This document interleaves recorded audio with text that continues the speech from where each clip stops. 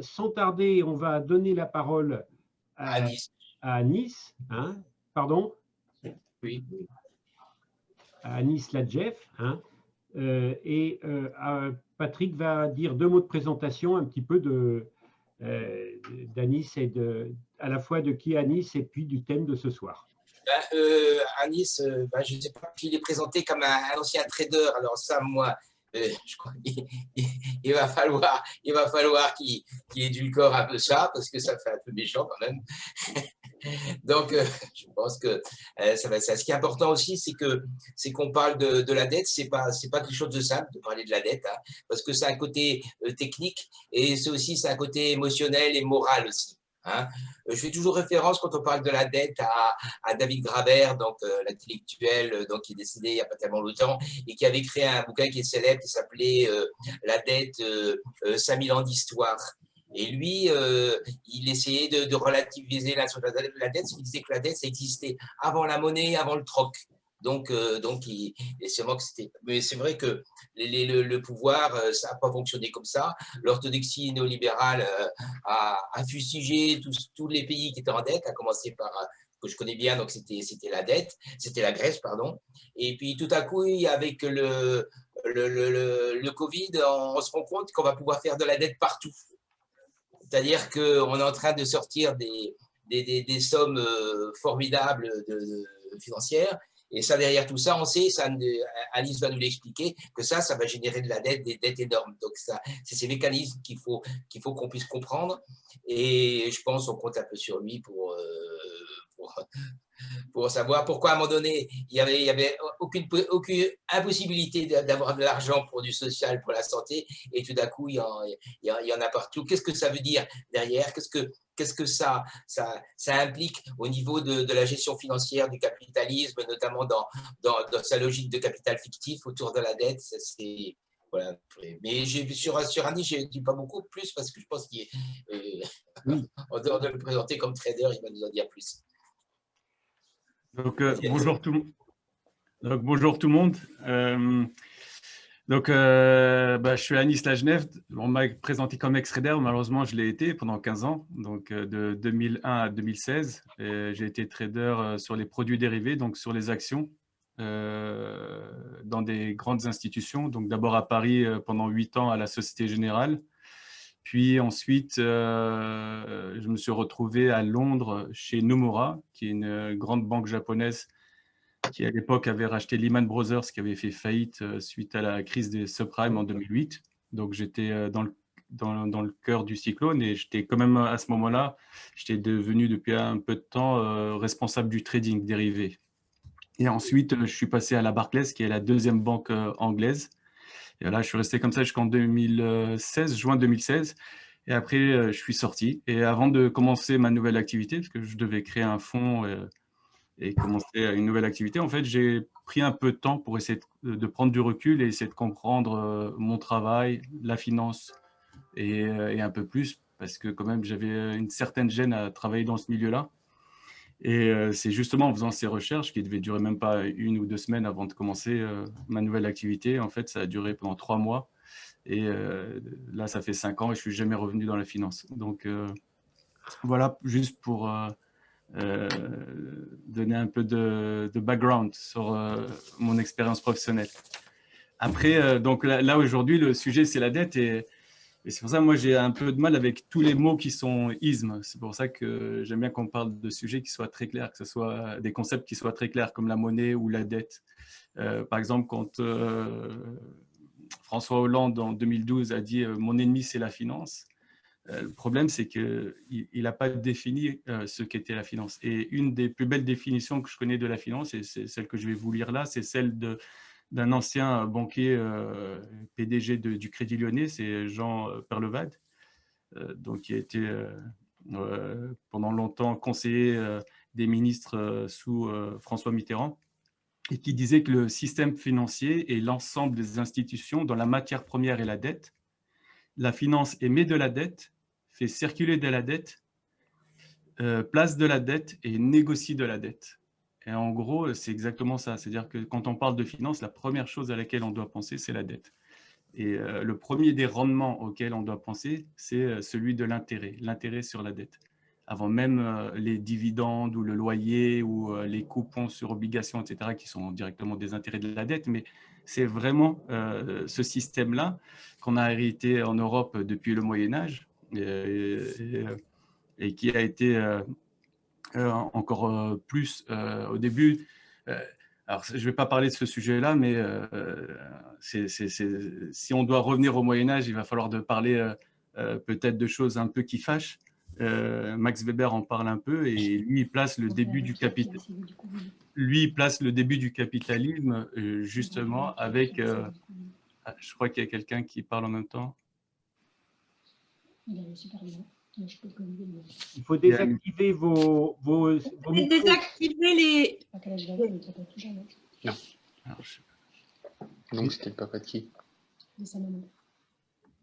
Elle a encore ses 2 parents. Elle avait ses 2 parents jusqu'à aujourd'hui. Tu te rends compte un peu? Et alors, je ne sais pas si. Ouais, c'est pas quoi? Alors, ça me paraît tellement bizarre que. Attends, je vais désactiver tout le monde, moi. Des gens de 65 ans. Madame Langlaise peut couper son. Elle n'a pas 65 ans, elle. Sa mère? La mère de Pierre? Bah, elle a 60, si, elle a 60 ans, 65 ans. Est-ce que Madame Langlaise. La mère de Pierre? La mère de Pierre. Je lui ai coupé le micro, mais. La belle-mère d'Isabelle. Ah, voilà. Désolé. Et donc, Max Weber, justement, il dit que la racine du capitalisme, justement, c'est la libération de l'usure, et notamment par Calvin. Et donc, on a hérité de tout ça, et jusqu'à ce qu'à la fin, aujourd'hui, 100% de la monnaie est liée à de la dette. Et ça, c'est quelque chose qui est incroyable, c'est que si, imaginons qu'il y a quelqu'un de très gentil qui vienne, le prince de Brunei, par exemple, et qui décide d'annuler toutes les dettes de tous les Français, et de l'État et des entreprises, malheureusement, il ne nous rendrait pas service. Pourquoi ? Parce qu'il n'y aurait quasiment plus de monnaie en circulation, à part peut-être les billets qu'on a dans nos poches et les pièces.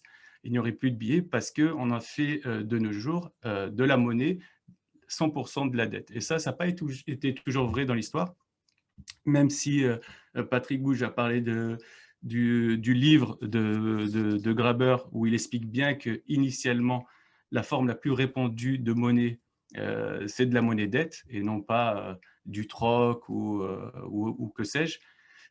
Mais ça n'a pas été tout le temps le cas. Et aujourd'hui, justement, il y a tous les adeptes des crypto-monnaies qui viennent nous rappeler que face aux extravagances des monnaies fiat, des monnaies dettes comme le dollar, l'euro, etc., qu'il y a des monnaies un peu plus dures et qui sont libres de dettes, comme le Bitcoin. Mais là, j'ai vu qu'il y a quelqu'un, je crois, qui est aussi dans le collectif de la monnaie libre.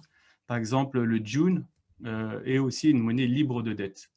Et qu'est-ce que ça veut dire? Ça veut dire que si on remboursait toutes les dettes des gens, la monnaie ne bougerait pas, contrairement à la monnaie de dette qui disparaîtrait. Donc ça, c'est la première chose qu'il faut avoir en tête. Ce qu'il faut aussi avoir en tête, c'est que toute la dette n'est pas de la monnaie. Par exemple, si quelqu'un investit son argent et le place dans une assurance vie et qu'ensuite c'est placé et prêté à l'État, eh ben, dans ce cas-là, ce n'est pas de la monnaie dette. C'est juste une dette de l'État envers des institutions privées ou des ménages, mais ce n'est pas une dette. Ce n'est pas une monnaie, pardon. Par contre, c'est une quasi-monnaie. Alors, pourquoi, quand l'État emprunte de l'argent ou une multinationale emprunte de l'argent sur les marchés obligataires, c'est-à-dire qu'ils vont dans des marchés organisés et ils disent, par exemple, voilà, on a besoin de 300 millions sur 10 ans et on va payer, en ce moment, c'est des taux négatifs, mais il y a 3, 4 ans ou 5 ans, c'était du 1, 2%. En fait, quand ils vont sur ces marchés-là, leurs titres sont utilisés par les banques comme de la quasi-monnaie. Qu'est-ce que ça veut dire? C'est-à-dire que, par exemple, moi, quand j'étais trader et que on devait prendre des positions, on n'était pas obligé d'apporter toutes les garanties, c'est-à-dire 100% des garanties pour avoir des positions ouvertes, c'est-à-dire pour faire des transactions. Alors, qu'est-ce qui se passe? C'est que normalement, on doit, si on est un fonds ou une banque ou quoi que ce soit, on doit apporter des garanties, des sécurités face à nos positions de trading. Et les garanties, c'est soit de l'argent, c'est ce qu'on appelle le collatéral, mais ce collatéral-là peut être aussi de la dette d'État ou de multinationales. Et c'est ce qui donne quasiment une valeur de monnaie à la dette émise par des institutions qui sont connues et qui sont acceptées des plus grandes institutions financières. Et donc voilà, c'est cette idée de quasi-monnaie. Donc toute la dette n'est pas de la monnaie, mais toute la monnaie est de la dette, en gros. Et alors, il y a deux types de monnaie. Alors, je ne sais pas si tout le monde est familier avec ça. Il y a deux types de monnaie. Il y a la monnaie de Monsieur Tout-le-Monde, on va dire, qui est d'ailleurs qui n'est pas une monnaie, c'est quasiment une reconnaissance de dette de la banque envers nous, et ça, peu de gens le savent. Mais par exemple, quand on va dans une banque et qu'on dit on veut acheter un appartement à 200 000 euros et qu'on a besoin d'emprunter les 200 000 euros, en fait, la banque n'a pas cet argent en caisse. Et ce qu'elle fait, c'est qu'au moment où elle octroie le crédit, elle fait une création monétaire à partir justement de cette demande de dette. Et ça, c'est les euros scripturaux. Et en gros, c'est à peu près 90% de la monnaie qui est en circulation. C'est-à-dire que 90% de la monnaie qui est en circulation est liée au crédit que les entreprises et les ménages font. Et en ce moment, si on regarde le stock des crédits, c'est à peu près 2000 milliards en France. Et sur les 2000 milliards, il y en a 1200 qui sont justement liés à l'immobilier. Donc 60% des stocks de crédit sont liés à l'immobilier. Et donc, il n'y a de création monétaire que parce qu'il y a ces crédits immobiliers. Et c'est pour ça que notre économie de nos jours repose énormément sur l'activité de l'immobilier. Et c'est pour ça qu'on a vu qu'en 2008, par exemple, on ne pouvait pas, que ce soit en Europe ou encore plus aux États-Unis, on ne pouvait pas laisser la crise des subprimes se propager, on ne pouvait pas laisser la crise de l'immobilier s'effondrer. Pourquoi? Parce que notre économie repose sur une monnaie qui repose sur le crédit, qui lui-même, à 60%, repose sur l'immobilier. Donc ça, il faut bien l'avoir en tête. Et c'est pour ça que de nos jours, ce qui garantit quasiment la monnaie, c'est quasiment l'immobilier, en gros.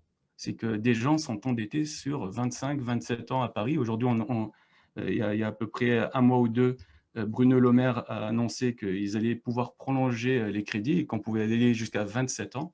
Voilà, c'est en gros, c'est pour ça qu'on parle de monnaie-dette, mais des fois, j'aime bien parler de monnaie humaine. Pourquoi?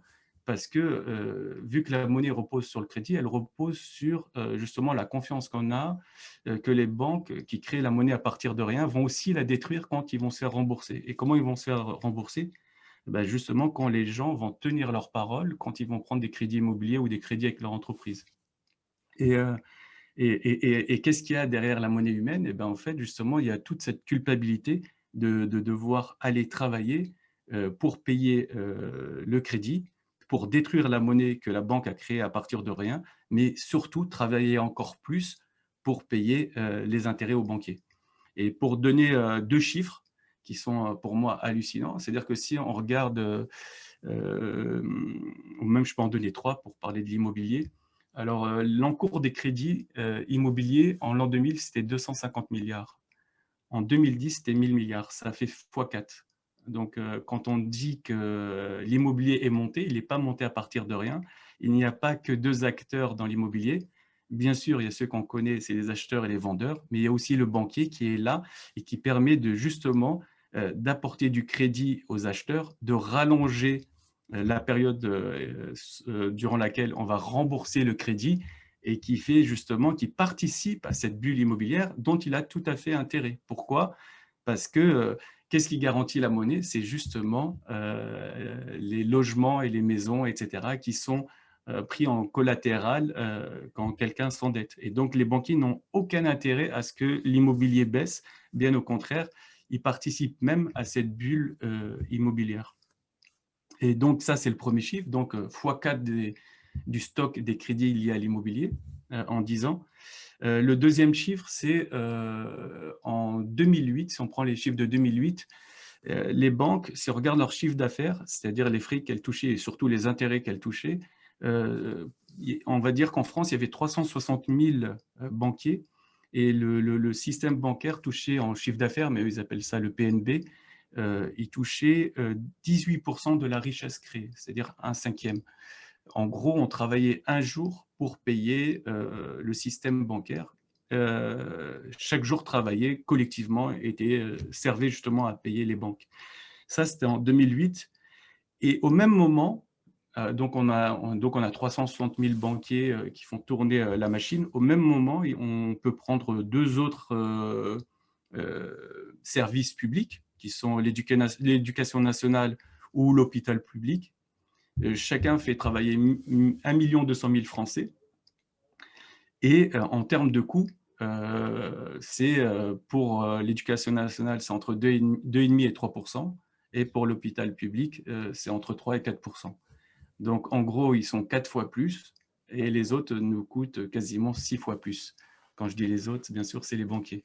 Voilà, ça, c'est des chiffres qui vraiment m'ont fait réfléchir personnellement. Et je donne toujours, au moment où je ne savais pas si je devais arrêter ou pas, et comme par hasard, ça a coïncidé avec le dossier de mon père. Et donc, je me suis retrouvé longuement, pendant cette période d'arrêt, aller à l'hôpital et je me suis pris d'amitié avec les infirmiers et les docteurs, etc. Et je me suis demandé, en fait, est-ce que, par exemple, que ce soit mon salaire ou celui de mes collègues, est-ce qu'on mérite vraiment ce qu'on gagne? Est-ce que, justement, on est si utile à l'économie, à la société, et est-ce que vraiment ce qu'on fait est si utile pour que je gagne 50 fois ce que gagne un infirmier dans une année? Et ça fait vraiment réfléchir.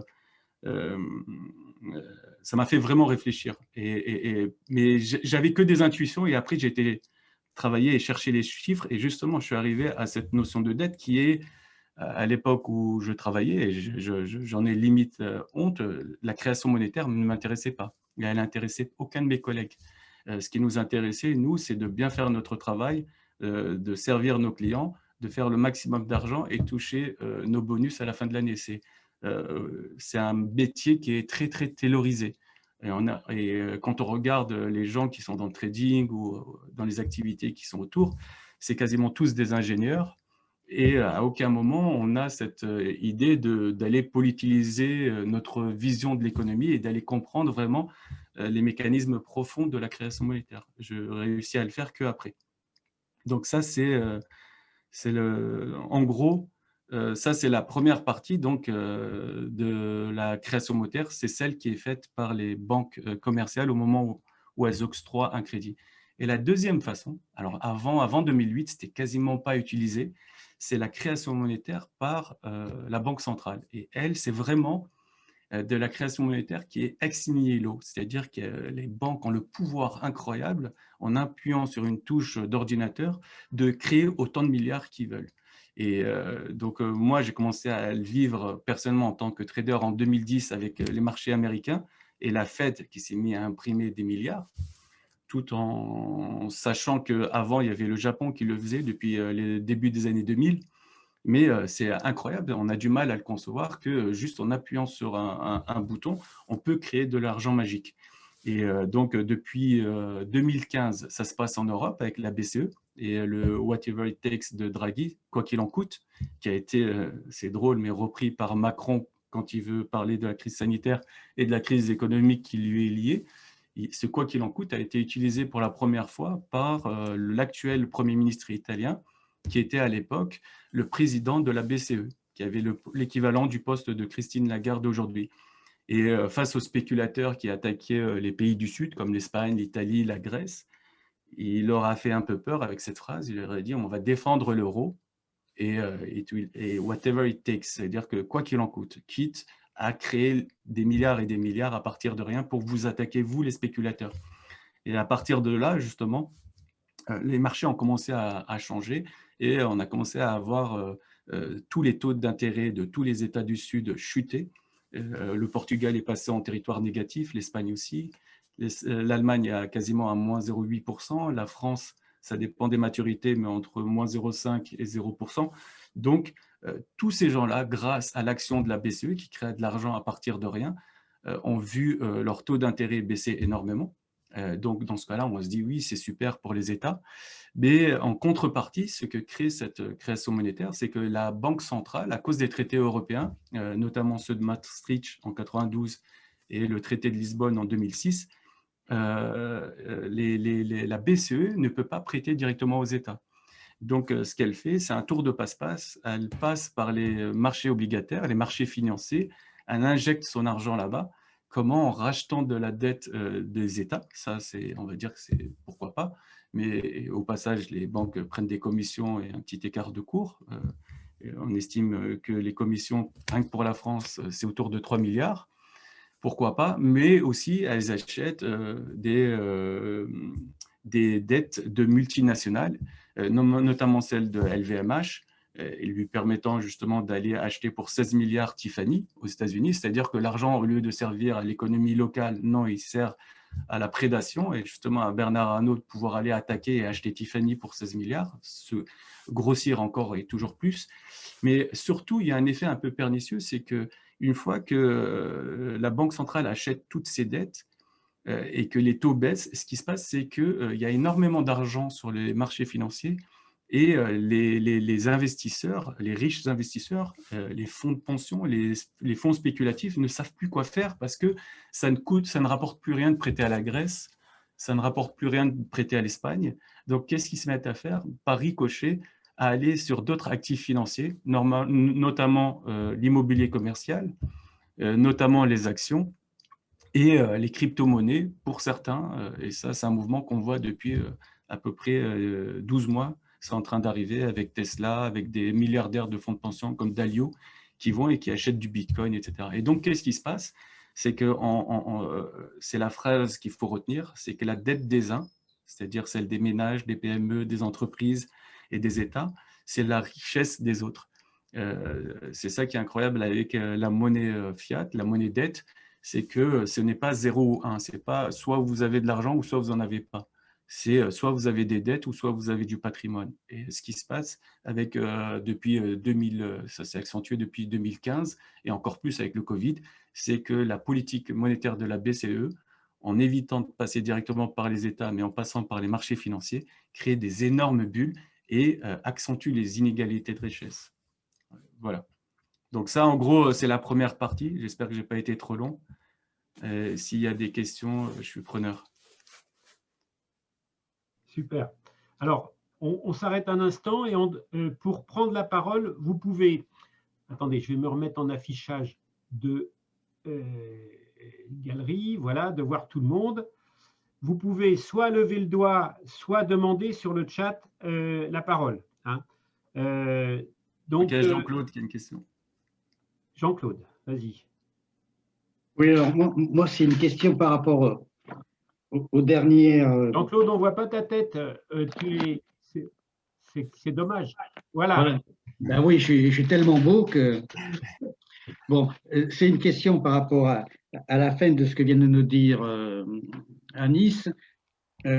Pourtant, quand les États, notamment la France, mais l'Allemagne aussi, enfin, lancent des opérations financières sur le marché, empruntent sur le marché, c'est couvert très rapidement par les institutionnels. Et ils trouvent très rapidement l'argent. Donc, c'est bien qu'il y a dans le système banquier des banques, des gens qui ont intérêt à quand même acheter les actions que les États émettent. Alors ça, c'est la première question. Et la deuxième question qui est purement factuelle, c'est qui est-ce que tu comprends dans les 360 000 banquiers? Est-ce que c'est 360 000 banques? Qu'est-ce qu'il y a derrière exactement? Ok, c'est deux bonnes questions. Déjà, sur la première, j'ai envie de dire que c'est une illusion. Sur la première question, c'est une illusion. En fait, ce qui se passe, au départ, les banques étaient lestées par énormément de dettes publiques. Et en 2015, même avant, ça a commencé, mais de façon un peu moins officielle. Mais quand la Banque centrale allait acheter la dette publique sur les marchés financiers, sur le marché secondaire, c'est le marché d'occasion en gros, elle n'avait pas le droit d'aller… c'est comme si on fait la comparaison avec les voitures, elle allait sur le marché de l'occasion et pas chez le concessionnaire. Donc, l'État vend sa dette chez le concessionnaire, on va dire, c'est l'équivalent du concessionnaire, mais la BCE allait juste après racheter toutes ces dettes dans le marché de l'occasion. Et au départ, ce qu'elle a fait, c'est qu'elle a délesté les banques justement de ce poids de dette d'État qui était mal en point à l'époque.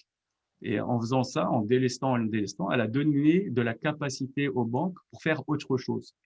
Et tout le monde s'attendait, les politiques comme la Banque centrale, ils s'attendaient qu'en délestant les banques de ces dettes d'État publics et de multinationales, eh ben, les banques allaient avoir les mains libres pour financer l'économie réelle.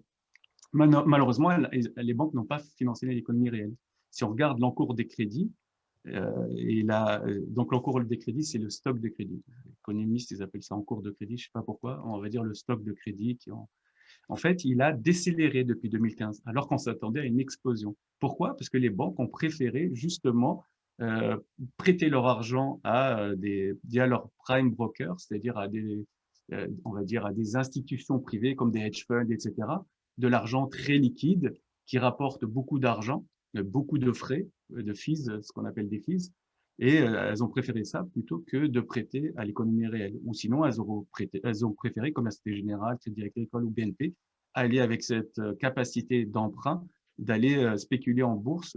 Et comme là, on vient de l'apprendre, par exemple, chez la BNP, l'année dernière, cette année, il y a plus de 1000 traders qui ont touché plus de 1 million d'euros. Donc, ça, c'est un chiffre qui vient de sortir. Sinon, en 2019, il y avait 1400 traders qui avaient touché à peu près 1 milliard. Et donc, ça répond aussi un peu à la deuxième question, c'est que dans les 360 000 employés de banque, il y a ceux du back-office, il y a ceux dans les banques de détail. Eux ne gagnent pas beaucoup, c'est quasiment, c'est des gens qui gagnent peut-être 2 000 à 3 000 euros. Mais ceux qui gagnent le plus, ce sont ceux qui se trouvent dans les sièges à la Défense, dans les salles de marché. Et les chiffres peuvent aller très, très haut. Par exemple, mon N+1 quand j'étais à l'ASG ou quand j'étais à Nomura, j'ai quasiment du mal à dire les salaires qu'ils touchent parce que c'est juste hallucinant. Il n'y a pas de… Vous pouvez regarder, il y a eu avec Wikileaks, ils ont donné les bonus des gens de Lehman qui ont fait faillite. Ça allait sur les 50 premiers entre 8 millions de dollars et 54 millions de dollars par an.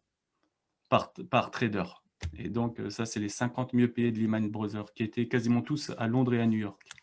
Et les gens se disent, bon, ils ont fait faillite, c'est dommage, ils vont perdre tout cet argent. Ben, pas du tout, Nomura les a garantis sur 2-3 ans. C'est-à-dire qu'ils ont touché, celui qui touchait 50 millions, les a touchés après la crise, en 2009, 2010, 2011.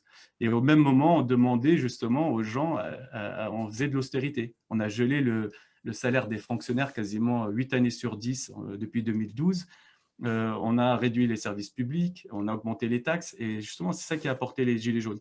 Donc, pour répondre plus concrètement à ta première question, ça, c'est la première phase où, en gros, les banques sont débarrassées un peu de leur dette publique. Maintenant, aujourd'hui, 92% de la dette publique anglaise, et je pense que c'est à peu près le même chiffre pour l'Europe, en fait, c'est juste un tour de passe-passe. C'est-à-dire que la BCE prévient le Trésor qu'elle va venir sur les marchés financiers. Donc, l'État émet de la dette Covid, mais dans la seconde, une fois qu'il est acheté par la banque, qui va toucher une commission parce qu'elle fait partie du pool qui permet à l'État justement d'emprunter des énormes sommes facilement, juste derrière, la banque va sur les marchés financiers et rachète cette dette publique aux banques.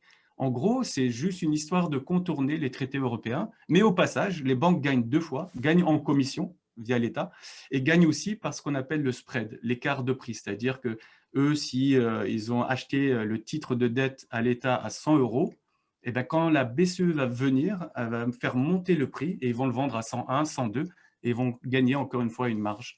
Et ça fait beaucoup d'argent en gros. Et là, elles ont juste un rôle d'intermédiaire. Après, il y a d'autres personnes qui préfèrent prêter à l'État. Pourquoi? Parce que l'État est plus sûr que les banques. C'est-à-dire que, franchement, moi, si j'avais les moyens, je le ferais aussi. Plutôt que de laisser mon argent à la HSBC ici à Londres, quand je laisse mon argent à la HSBC, comme vous tous, en fait, vous croyez que, et moi aussi, à l'époque, je croyais que j'ai de l'argent à la HSBC. Mais en fait, non. Je n'ai qu'une reconnaissance de dette de la HSBC envers moi. Et si HSBC fait faillite, je ne suis couvert qu'à hauteur de 100 000 pounds. Et en France aussi, c'est le même chiffre, c'est 100 000 euros.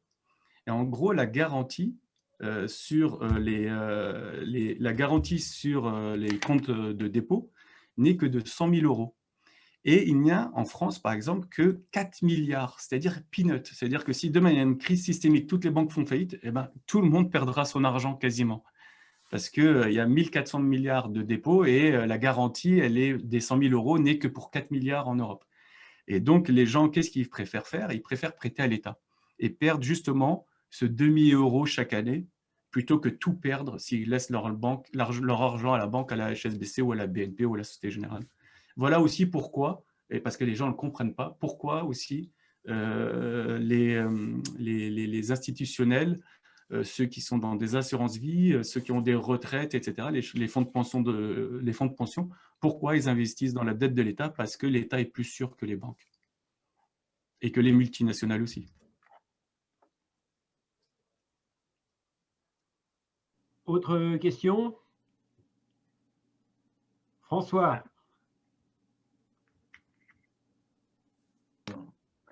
En vérité, bon, moi, je n'ai pas de formation d'économiste. Je ne suis qu'un modeste élève d'éducation populaire, pour vous dire. Enfin, mon éducateur s'appelait Jacques Tikhonov, si ça vous parle. Oui, je suis avec lui au Gouv. Ah, bien. C'est mon collègue aussi. Ce que tu nous dis, moi, ma question, ce serait surtout de savoir ce qu'on va dire sur le deuxième épisode. Parce que là, pour le commun des mortels que je suis, je dirais que ça ne m'apporte pas grand-chose. Ce que je voudrais entendre parler, moi, c'est la dette actuelle qui a été construite, comme vous le dites, comme vous allez peut-être le dire, à partir de 1973, on m'a dit le message de Didier Mignot me dit c'était la création monétaire on a transmis la création monétaire, le monopole de la création monétaire aux banques. Moi, ce que j'ai surtout noté, c'est que la banque, on a modifié le statut de la Banque de France pour lui interdire de désormais prêter à l'État. C'est peut-être de ça qu'il faut parler, parce que c'est ça qui nous intéresse. La banque...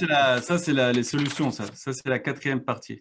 Parce que justement, là enfin, bon, okay, un peu long, là, on n'a fait qu'une partie sur les 4. Et ça, c'est la deuxième partie. Mais il faut bien expliquer ce que c'est que la dette, ce que c'est que la monnaie, que c'est créé par le crédit, et à partir de rien. Sinon, si on ne pose pas les bases, ça va être... Oui, c'est vrai, j'ai appris ça, mais... Bon, là, j'ai pas de question. Je pense qu'il y en a beaucoup qui ne savent pas que la monnaie est créée. L'explication est fondamentale parce qu'en sœur, moi je le vois avec les batailles que l'on met contre ce qu'on appelle les projets inutiles, on n'arrive pas à faire comprendre ce qu'il y a derrière et pourquoi on fait ces projets inutiles. Et le fait d'arriver à démontrer que l'essentiel de l'augmentation du PIB et de l'économie française aujourd'hui repose sur la spéculation foncière et la spéculation immobilière est fondamental dans toutes les luttes que nous avons à mener. Et là, on a un immense boulot à faire, y compris chez Nikonov. Oui. Et donc là, si vous voulez, je peux passer à la deuxième partie. Je vais essayer d'aller plus vite. Très bien. Donc, alors, les gens ont du mal un peu. Alors, je vais vraiment faire une grosse simplification là. En gros, si je prends les politiques de droite ou les économistes de droite, ben, ils vont être plus pro-dette privée, c'est-à-dire que ce soit des ménages. On retrouve un peu le clivage politique des ménages ou des entreprises, c'est-à-dire que chacun prend ses responsabilités. C'est-à-dire que quand il va aller devant la banque a cet énorme pouvoir de décider à qui elle va prêter et dans quelle activité elle va prêter aussi. Par exemple, je vais donner juste un chiffre. En 2020, qui est une année quand même charnière avec cette crise sanitaire, les encours de crédit de la BNP pour les sociétés qui sont dans le fossile, c'est-à-dire dans le pétrole et dans tout ce qui est très carbonisé, ont augmenté de 40% quand même. Et voilà, c'est un chiffre qui est un peu énorme. Et heureusement que c'est des chiffres qui ne sont pas donnés par les banques. Heureusement qu'il y a des organisations non gouvernementales, donc des ONG, qui nous donnent ces chiffres-là. Et c'est une étude qui est sortie il y a une semaine. Donc ça, c'est plutôt la dette privée, etc., avec le pouvoir de la création monétaire. Mais si on veut parler de la dette publique, l'erreur que font beaucoup de gens, justement, c'est de comparer la dette publique avec la dette de ménage. C'est-à-dire de dire... parce que quand un ménage, malheureusement, on l'a vu aux États-Unis, même en 2020, quand il n'arrive pas à payer sa dette, on lui prend sa maison. Voilà. Quand un petit PME ou un entrepreneur ou un commerce n'arrive pas à payer son loyer, n'arrive pas à payer son crédit, eh ben, on lui prend ses moyens de production, on lui prend son local commercial et on l'offre derrière au plus offrant. Donc, ce n'est pas du tout pareil. Pourquoi? Parce que l'État a une vie infinie, en gros. C'est que quand… alors, c'est vrai pour l'État, c'est vrai aussi pour les multinationales. Par exemple, si Bernard Arnault emprunte 16 milliards pour acheter Tiffany, voilà, parce qu'il est mégalomane et qu'il veut devenir l'homme le plus riche. Là, il est le deuxième avec 150 milliards. Mais quand il fait ça, en fait, les gens ne le comprennent pas. C'est un emprunt, ce qu'on va appeler in fine, c'est-à-dire qu'avec un remboursement in fine. C'est-à-dire que quand il emprunte l'argent, il ne paye rien. Il paye que les intérêts. Mais comme il emprunte à 0%, en fait, il emprunte et il ne rembourse rien. Et c'est au bout de 5 ans qu'il doit rembourser la somme qu'il a empruntée. Mais au bout de 5 ans, c'est ça qui est incroyable, il n'est pas obligé de rembourser, il peut retourner dans les marchés financiers et redemander encore à emprunter ces mêmes 16 milliards et rôler sa dette. Et ce que fait LVMH tous les 5 ans, l'État aussi peut le faire. Ça peut être tous les 5 ou les 10 ans ou les 15 ans. C'est-à-dire que l'État va dans les marchés financiers, il emprunte, il ne rembourse rien parce qu'il n'y a plus d'intérêt.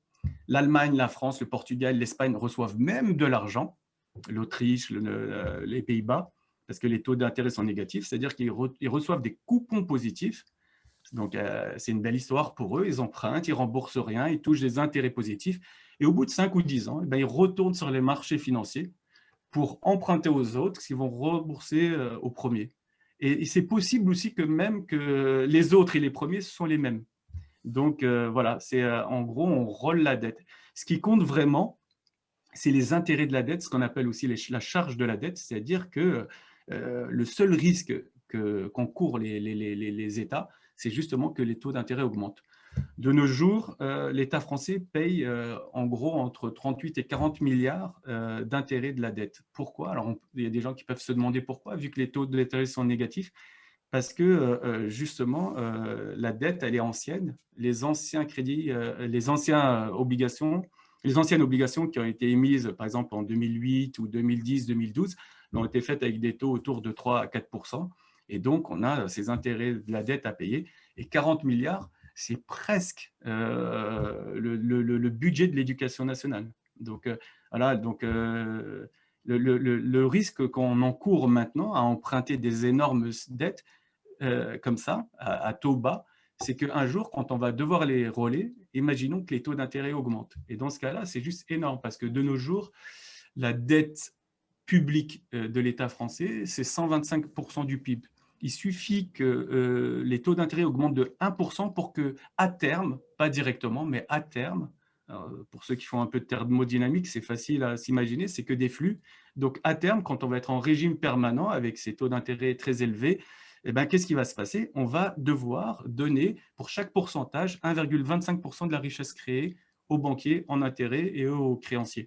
Et donc, si on retourne sur des taux d'intérêt qui étaient à 4-5% en 2008, ça fait à peu près entre 5 et 6% de la richesse créée donnée à des créanciers.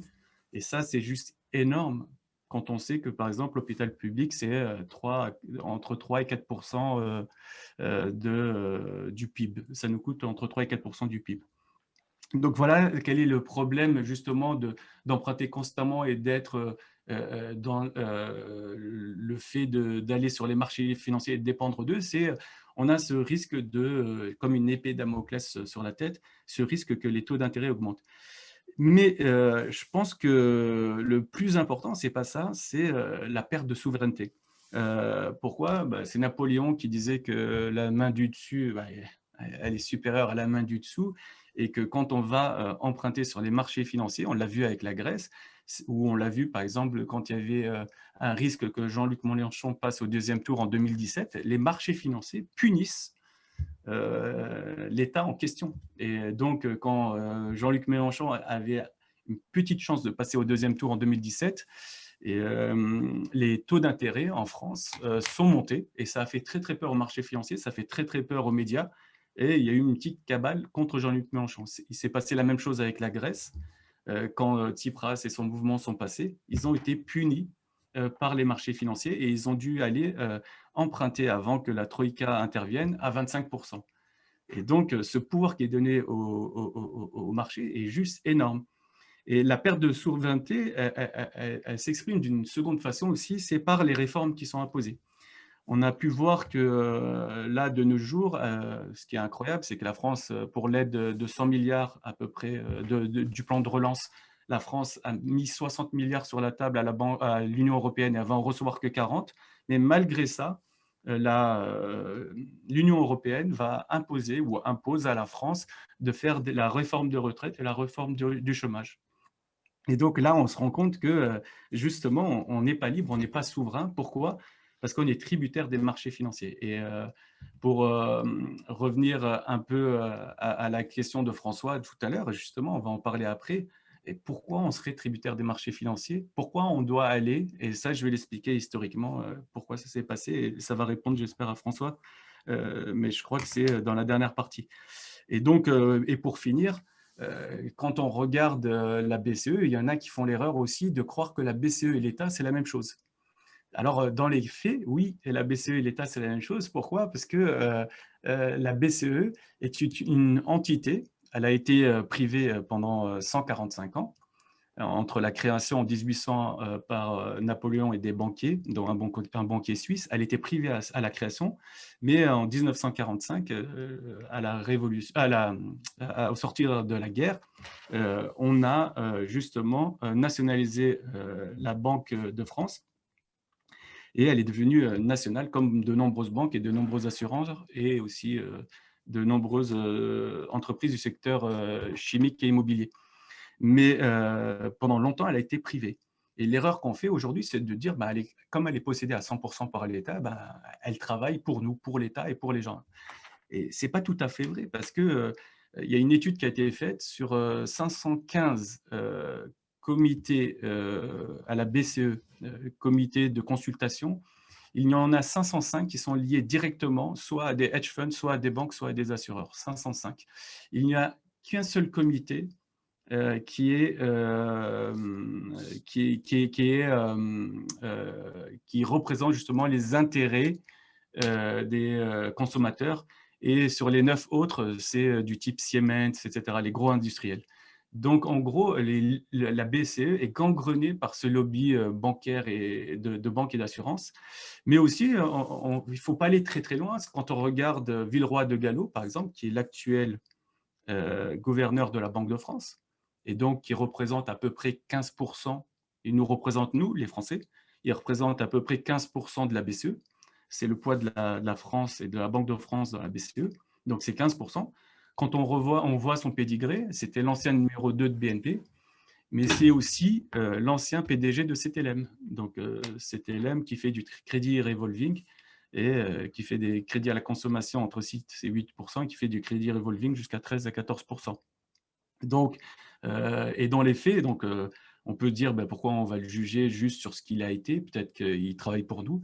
Et quand on regarde dans les faits ce qu'il a fait, en fait, c'est très, très clair. Par exemple, je vais donner un chiffre. En décembre 2020, la BCE a décidé que les banques pouvaient à nouveau payer des dividendes malgré la crise sanitaire. Et il y a eu des fuites pour dire que celui qui a fait le plus de lobby pour que la BCE autorise les banques à payer des dividendes à nouveau a été Villeroy de Galhau.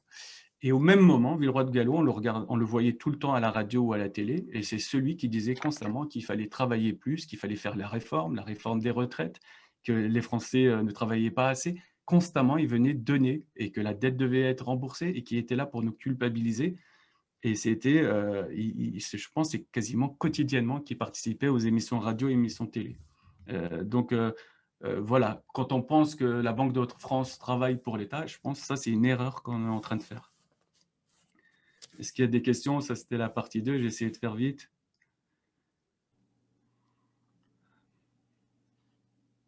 Oui, François. Mets ton micro, François.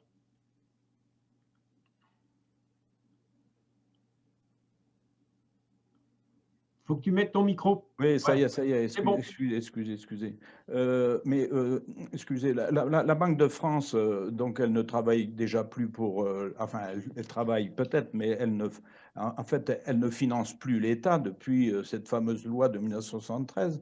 Donc, quand vous dites si la Banque de France travaille encore pour l'État, si elle travaille en fait, je crois que c'est une activité un peu annexe, mais elle ne fait plus son travail de financer l'État comme elle le faisait auparavant, non?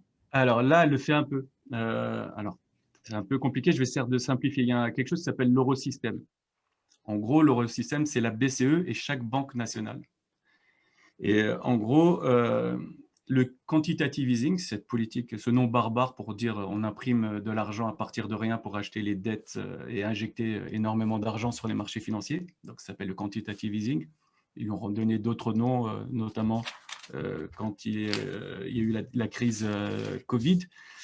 Mais pour faire simple, en gros, quand la BCE va racheter la dette des États, ce qu'elle fait, elle essaye d'être le plus juste possible.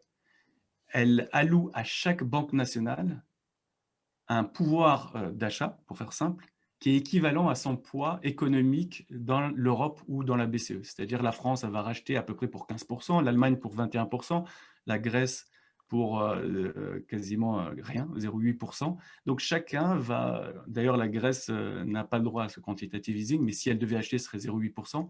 L'Espagne et l'Italie, c'est autour de 9 et 11%. Donc chacun va racheter exactement son poids de dette publique par rapport à ce qu'on appelle la clé de répartition, capital key en anglais. Et qui le fait? C'est la Banque de France.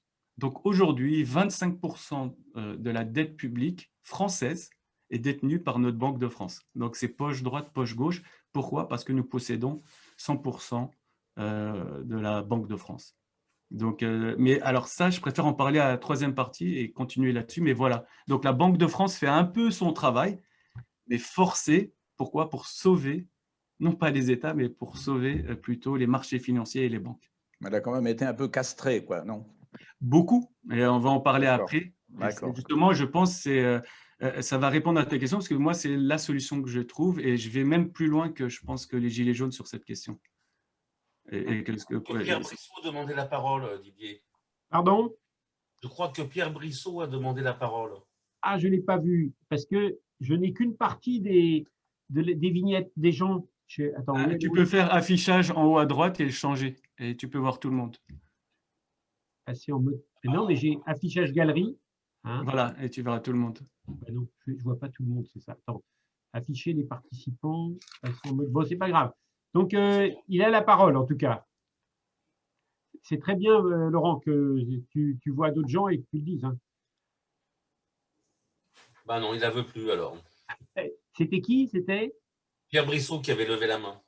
Pierre, est-ce que tu nous entends? Est-ce que tu peux prendre la parole en mettant ton micro? Non, bon, on va continuer. Ok. Ben, sur la troisième partie, vu que ce n'est pas les solutions, je vais essayer d'aller rapidement. En fait, ce que je voulais expliquer, c'est le cycle de la dette usuraire. Parce qu'en fait, c'est constamment des cycles que nous sommes en train de vivre, qui durent à peu près 70 ans. Et pourquoi je veux parler de ça? Parce que ça fait partie un peu de la solution. Et justement, si je vous parle de cette partie, c'est pour expliquer l'idée de jubilé. Pourquoi on a eu besoin d'un jubilé. Ok.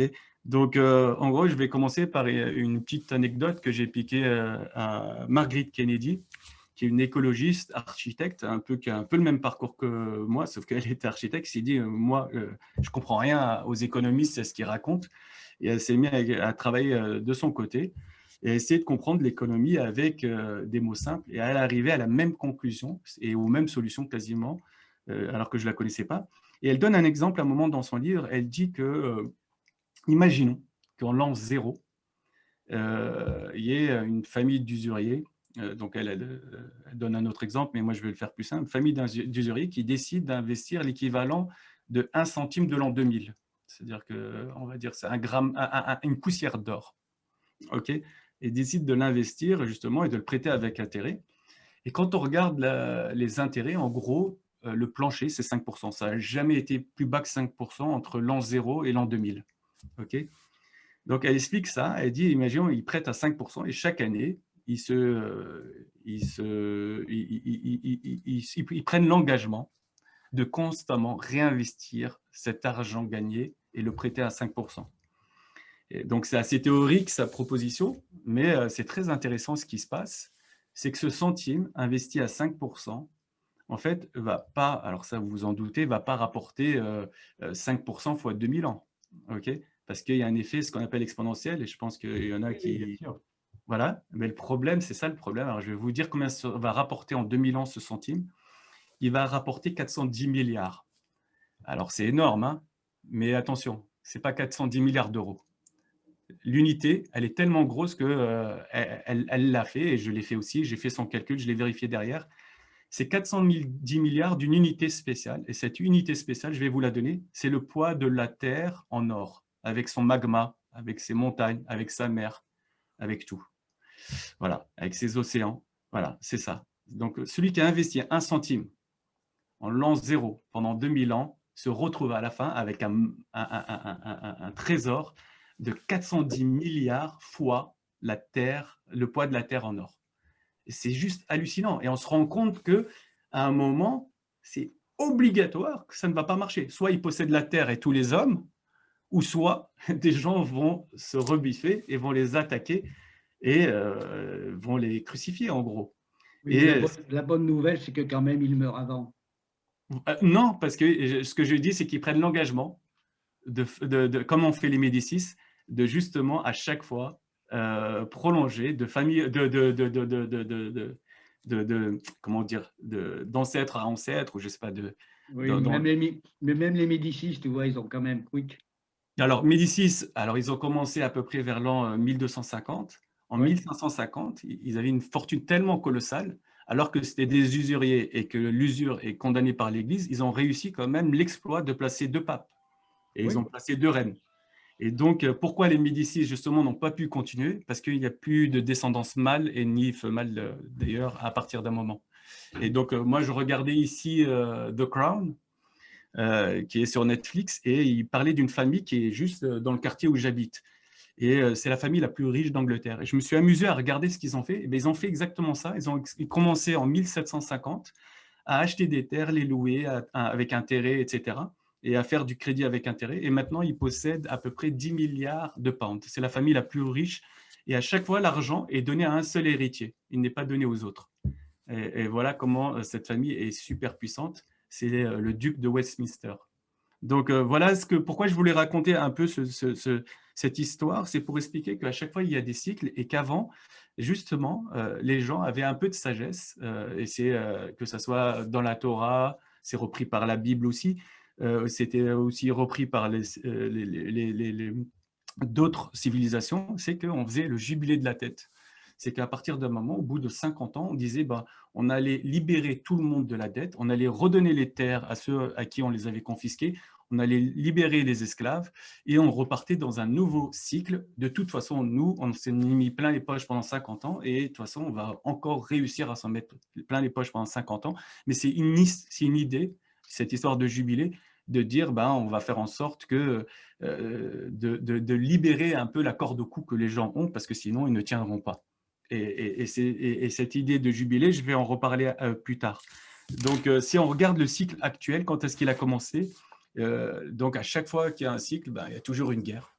Et donc, si on prend la Deuxième Guerre mondiale, le début du cycle a commencé avec Bretton Woods en 1944, où les gens se sont dit, on va arrêter de faire les bêtises qu'on a fait avant, on va faire en sorte que le dollar soit adossé à l'or et que les autres monnaies soient adossées au dollar.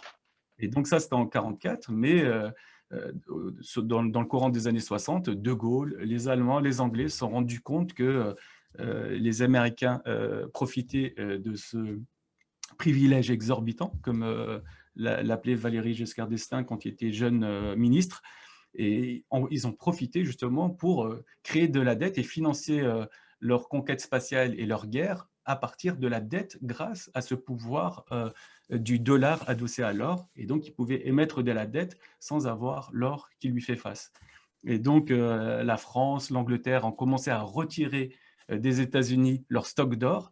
Et là, en 71, il y a Nixon qui est passé à la télé et qui a mis fin justement aux accords de Bretton Woods. Et à partir de ce moment-là, on est rentré dans des monnaies purement fiduciaires, non adossées à l'or, comme le dollar. Et on a commencé à avoir énormément de volatilité dans le marché d'échange et le marché des matières premières. Et c'est à partir de justement, moi, cette date de 71, pour moi, elle est centrale. elle est plus centrale que 73, par exemple. Pourquoi? C'est parce que c'est à partir de ce moment-là que la finance a pris le dessus sur l'économie réelle. Elle l'avait déjà pris un peu avant, mais c'est à ce moment-là qu'elle l'a vraiment pris et qu'on a commencé à avoir une hyper-financiarisation de l'économie et on a commencé à avoir des Thatcher qui ont commencé à apparaître, même Valéry Giscard d'Estaing, qu'on le veuille ou pas, Reagan, donc des néolibéraux qui ont pris le pouvoir. Pourquoi? Parce que la finance a commencé à prendre un poids énorme dans l'économie. Et on a commencé, par exemple, même sous Mitterrand, qui était socialiste à l'époque, on a commencé à avoir les premières nationalisations des banques, privatisation, pardon, des banques qui avaient été nationalisées aux sorties de la guerre. Et donc, à partir de là, ce qui s'est passé, c'est que les banques ont cherché, une fois privatisées, un relais de croissance. Et au lieu d'aller chercher justement à financer l'économie réelle, c'est-à-dire par le crédit industriel et le crédit aux PME, etc., elles ont décidé justement de s'embourber, comme toutes les banques internationales, à la fin des années 90, début des années 2000, dans le crédit immobilier. Et donc, ils se sont mis à prêter à tout va et à gagner justement des intérêts et à n'en plus finir.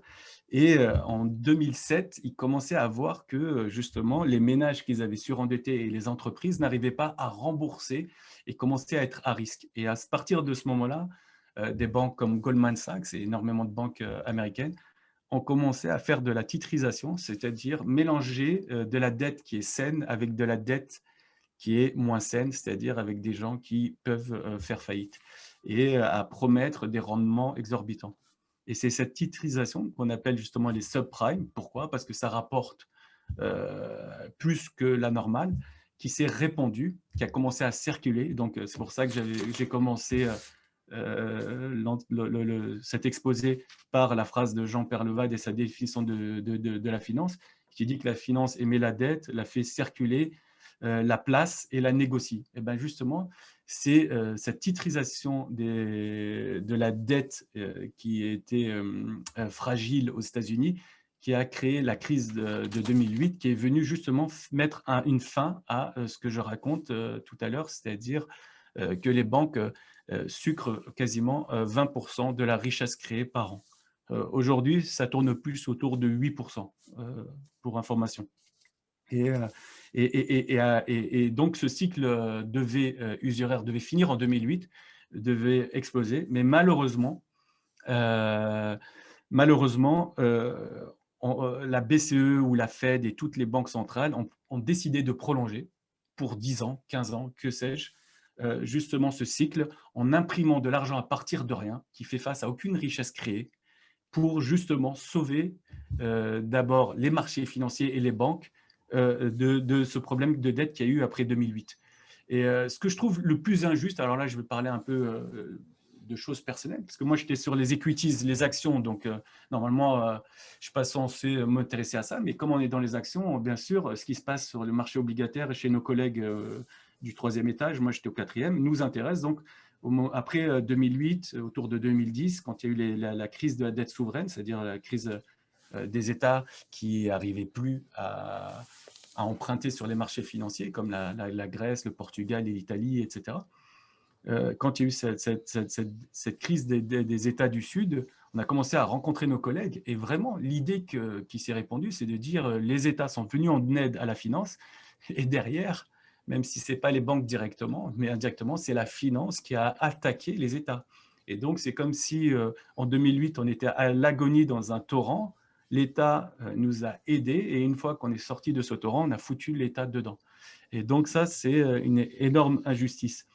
Et qu'est-ce qui s'est passé en 2015, comme je l'expliquais? C'est pour ça que là, ça tourne un peu en rond, mais c'est à partir de là que la BCE s'est dit, si on laisse les États tomber, c'est tout le système qui tombe. Et donc, il faut aller sauver les États. Mais au lieu de prêter directement aux États, ce que ne nous permet pas la BCE, on va aller directement sur les marchés. Et il y a quelque chose de bien quand on prête directement au marché, quoi. Quand on injecte, on ne prête pas, mais quand on injecte directement l'argent sur les marchés, c'est que l'argent, alors ça, c'est une autre théorie, c'est l'effet Cantillon. C'est que Cantillon, qu'est-ce qu'il dit? Il dit que c'est là où on injecte l'argent qui a la première hausse des prix. Et ce qui est bien, c'est que quand la BCE injecte de l'argent dans les marchés financiers, ça ne crée pas d'inflation. Et elle est capable de dire à partir de là qu'elle respecte son mandat, qui est justement d'avoir une inflation limitée. Non, je suis à fond. Mais dans l'inflation, justement, quand on fait le calcul, il n'y a pas le prix des actifs, des actions, de l'immobilier, etc. Et donc, la BCE se dit, ben, je peux y aller, je peux justement injecter dans les marchés financiers. Et pourquoi? Parce que ça ne va pas créer de l'inflation pour les gueux. En gros, il y a de l'argent à gogo pour les marchés financiers et pour les riches et pour les milliardaires, mais il n'y en a pas pour justement la dépense publique ou les fonctionnaires ou les ménages ou l'aide sociale. Et c'est ça en fait qui fait que la BCE peut se permettre c'est enregistré, ça se trouve, il passera. de continuer sa politique monétaire. C'est pour ça que je suis. Moi, je t'ai apparu là, regarde. Ça, c'est la troisième. Et après, il y a juste les solutions. Je crois que les deux derniers qui sont venus ont leur micro ouvert. Oui, c'est ça. RJ Blin a son micro ouvert. Mais ça y est, c'est plus le cas. C'est plus le cas. Et Monique aussi. C'est très bien. Bon. Alors, question sur cette troisième partie. On aura un temps de débat après, hein, plus large, mais est-ce qu'il y a quelqu'un qui demande la parole? Attendez, moi, je ne vois pas tout le monde, c'est ça. Voilà. Mais je vois qu'une partie des gens. Je crois qu'il n'y a personne. Il n'y a personne, c'est bon? Si, il y a une question sur le chat, mais je souhaite qu'on y revienne après dans les solutions. Pourquoi parler d'une durée de cycle économique de 70 ans? Ah oui. Si vous permettez, moi j'aimerais bien faire, après ton exposé sur les solutions, un commentaire sur ce problème de cycle économique de 70 ans. Parce que, de par mon intuition, et moi j'ai fait un texte déjà en 77, 78, donc 97, 98, donc le siècle dernier, sur un cycle de 70 ans qu'on retrouve également sur le plan politique. Donc ça serait intéressant de regarder s'il y a concordance des temps d'une certaine façon et comment ça s'articule, et si c'est vrai, quoi. Parce que bon, en fait, c'était un petit texte et ça demandait un travail plus important sur le plan politique. Mais on retrouve ce cycle de 70 ans. Alors pourquoi, nous dit Merkling, c'est la question qu'il pose. Alors ça, j'espère que les gens, non, c'est pas j'espère, mais avec la crise sanitaire, on a compris justement avec la propagation du Covid qu'il y a des effets, ce qu'on appelle des effets convexes, c'est-à-dire exponentiels. C'est quoi l'exponentiel? C'est justement ces effets boule de neige et qui sont énormément mal compris par les gens. Et moi, je pense que s'il y a énormément d'incompréhension face à cette crise, c'est justement parce qu'on ne comprend pas ces effets convexes, ces effets de boule de neige exponentielle, mais aussi les effets, ce qu'on appelle de corrélation. Alors, c'est quoi l'effet boule de neige, l'effet exponentiel? C'est imaginez que vous devez monter des escaliers et en fait, c'est comme si la marche était de plus en plus grande. Ou imaginez qu'il y a une petite boule qui dévale la montagne et qu'elle commence toute petite au départ, elle fait 5 cm et à fur et à mesure qu'elle descend, ben, pam, pam, pam, elle devient une énorme boule quand elle arrive tout droit. C'est Haddock, ça. Voilà, et en gros, ce que c'est, pourquoi 70 ans? Parce qu'au début, c'est très sympathique le cycle usuraire. C'est parce que, en gros, l'exponentiel ressemble beaucoup à la linéaire, c'est-à-dire à une ligne droite. Mais avec le temps, avec les intérêts composés ou avec le capital qui rapporte du capital, avec l'argent qui rapporte de l'argent, comme dirait Aristote, en fait, ce qui se passe, c'est que de plus en plus, la bulle explose. Et qu'à un moment, comme disent les Anglais, ils disent la convexe kick-off, c'est-à-dire qu'elle démarre, elle prend son envol. Et donc, à partir d'un moment, la fonction, elle devient quasiment une ligne droite, et elle s'éloigne de la linéaire. Et donc, à partir de ce moment-là, il y a énormément de richesses qui se concentrent sur très peu de personnes.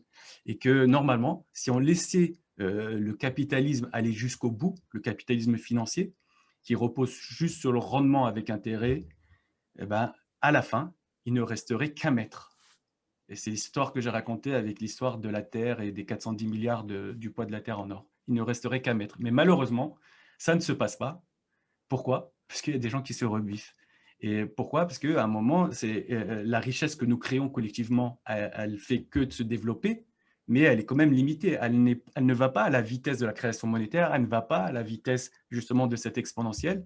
Et donc, qu'est-ce qui se passe? On le voit depuis le début des années 80, et justement, encore une fois, après 71 et la hyper-financiarisation de l'économie. Qu'est-ce qui se passe? À partir d'un moment, c'est que grâce à l'évolution, à la recherche, l'innovation, on est plus productif, mais malheureusement, ce gain de productivité est accaparé par le capital oisif.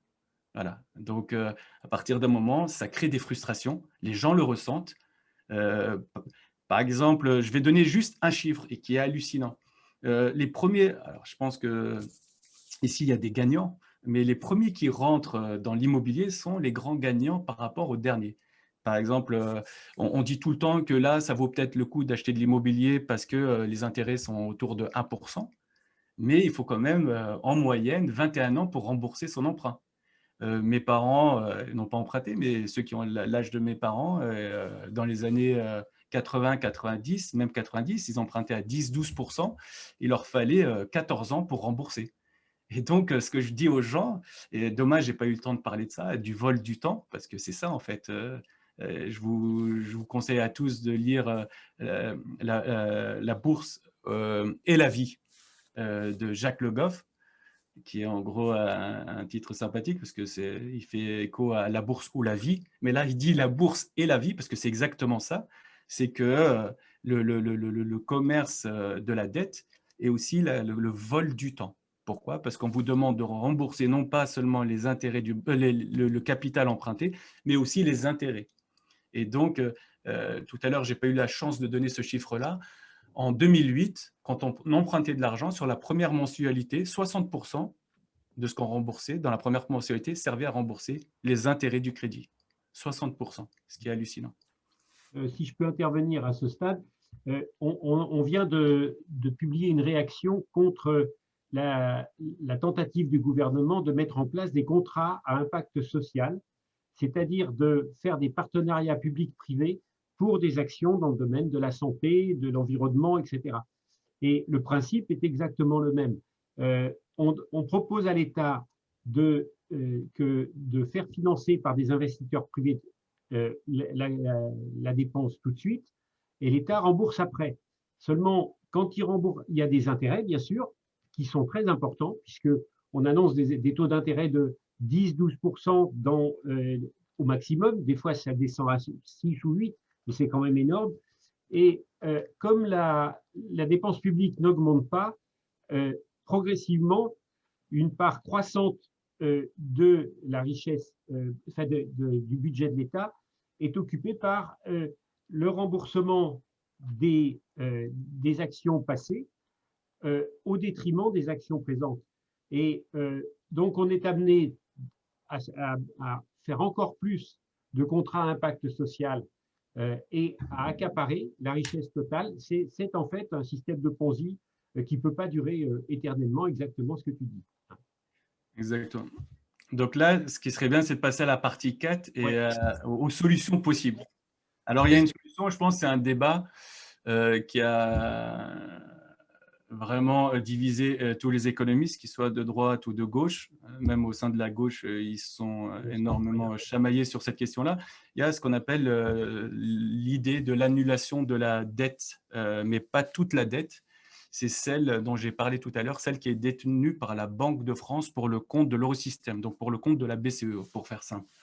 Et donc, la Banque de France possède 25% de la dette publique, et on pourrait se dire, mais pourquoi pas annuler cette dette-là, vu que c'est poche gauche, poche droite, que de toute façon, quand la Banque de France touche des intérêts, elle les reverse à l'État, et quand l'État va devoir rembourser la Banque de France, de l'autre côté, la Banque de France devra reprêter à l'État, mais en passant par les banques qui vont se prendre, comme je l'ai dit tout à l'heure, des frais de commission et qui vont prendre aussi des écarts de cours. Donc, c'est vraiment bête d'agir ainsi. Mais ça a divisé tout le monde, mais ça a eu l'utilité de faire réfléchir les gens sur les mécanismes justement de la dette et de la monnaie. Et on s'est rendu compte qu'il y avait des éminents économistes justement qui faisaient d'énormes erreur de logique quand il s'agit de la monnaie et de la dette. Mais il y a encore, alors là, maintenant, je pense que j'arrive enfin à la question de François, c'est quand on regarde, et dommage, je n'ai pas ce graphe avec moi, mais quand on regarde la part des déficits cumulés et la part des intérêts cumulés qui ont été payés, on se rend compte que si la Banque de France, puis la BCE via la Banque de France, toujours avec les mêmes capital keys, donc la clé de répartition de façon juste entre Européens, avait financé gratuitement l'État, on n'aurait quasiment pas de dette publique, avant Covid, je parle. En gros, si on s'arrête à 2008, ça représente à peine 10% du PIB, la dette publique, si la Banque de France avait financé directement l'État. Et donc, c'est hallucinant. C'est-à-dire qu'en fait, cette dette publique est un non-problème si justement on avait fait en sorte que l'État ne soit pas obligé de passer par les marchés financiers. Mais encore une fois, c'est une question de lobby, une question éminemment politique. Et comme je l'ai dit tout à l'heure, au cours des années 60 et plutôt 70, et après Bretton Woods, le poids de la finance et le poids du lobby bancaire a explosé. Et justement, ils ont imposé, pour reprendre un peu l'exemple allemand, ils ont imposé aux États d'aller se faire noter sur les marchés financiers et d'aller emprunter sur les marchés financiers avec un taux d'intérêt qui était d'une certaine façon la note donnée par les marchés à l'État pour sa bonne tenue de ses comptes publics.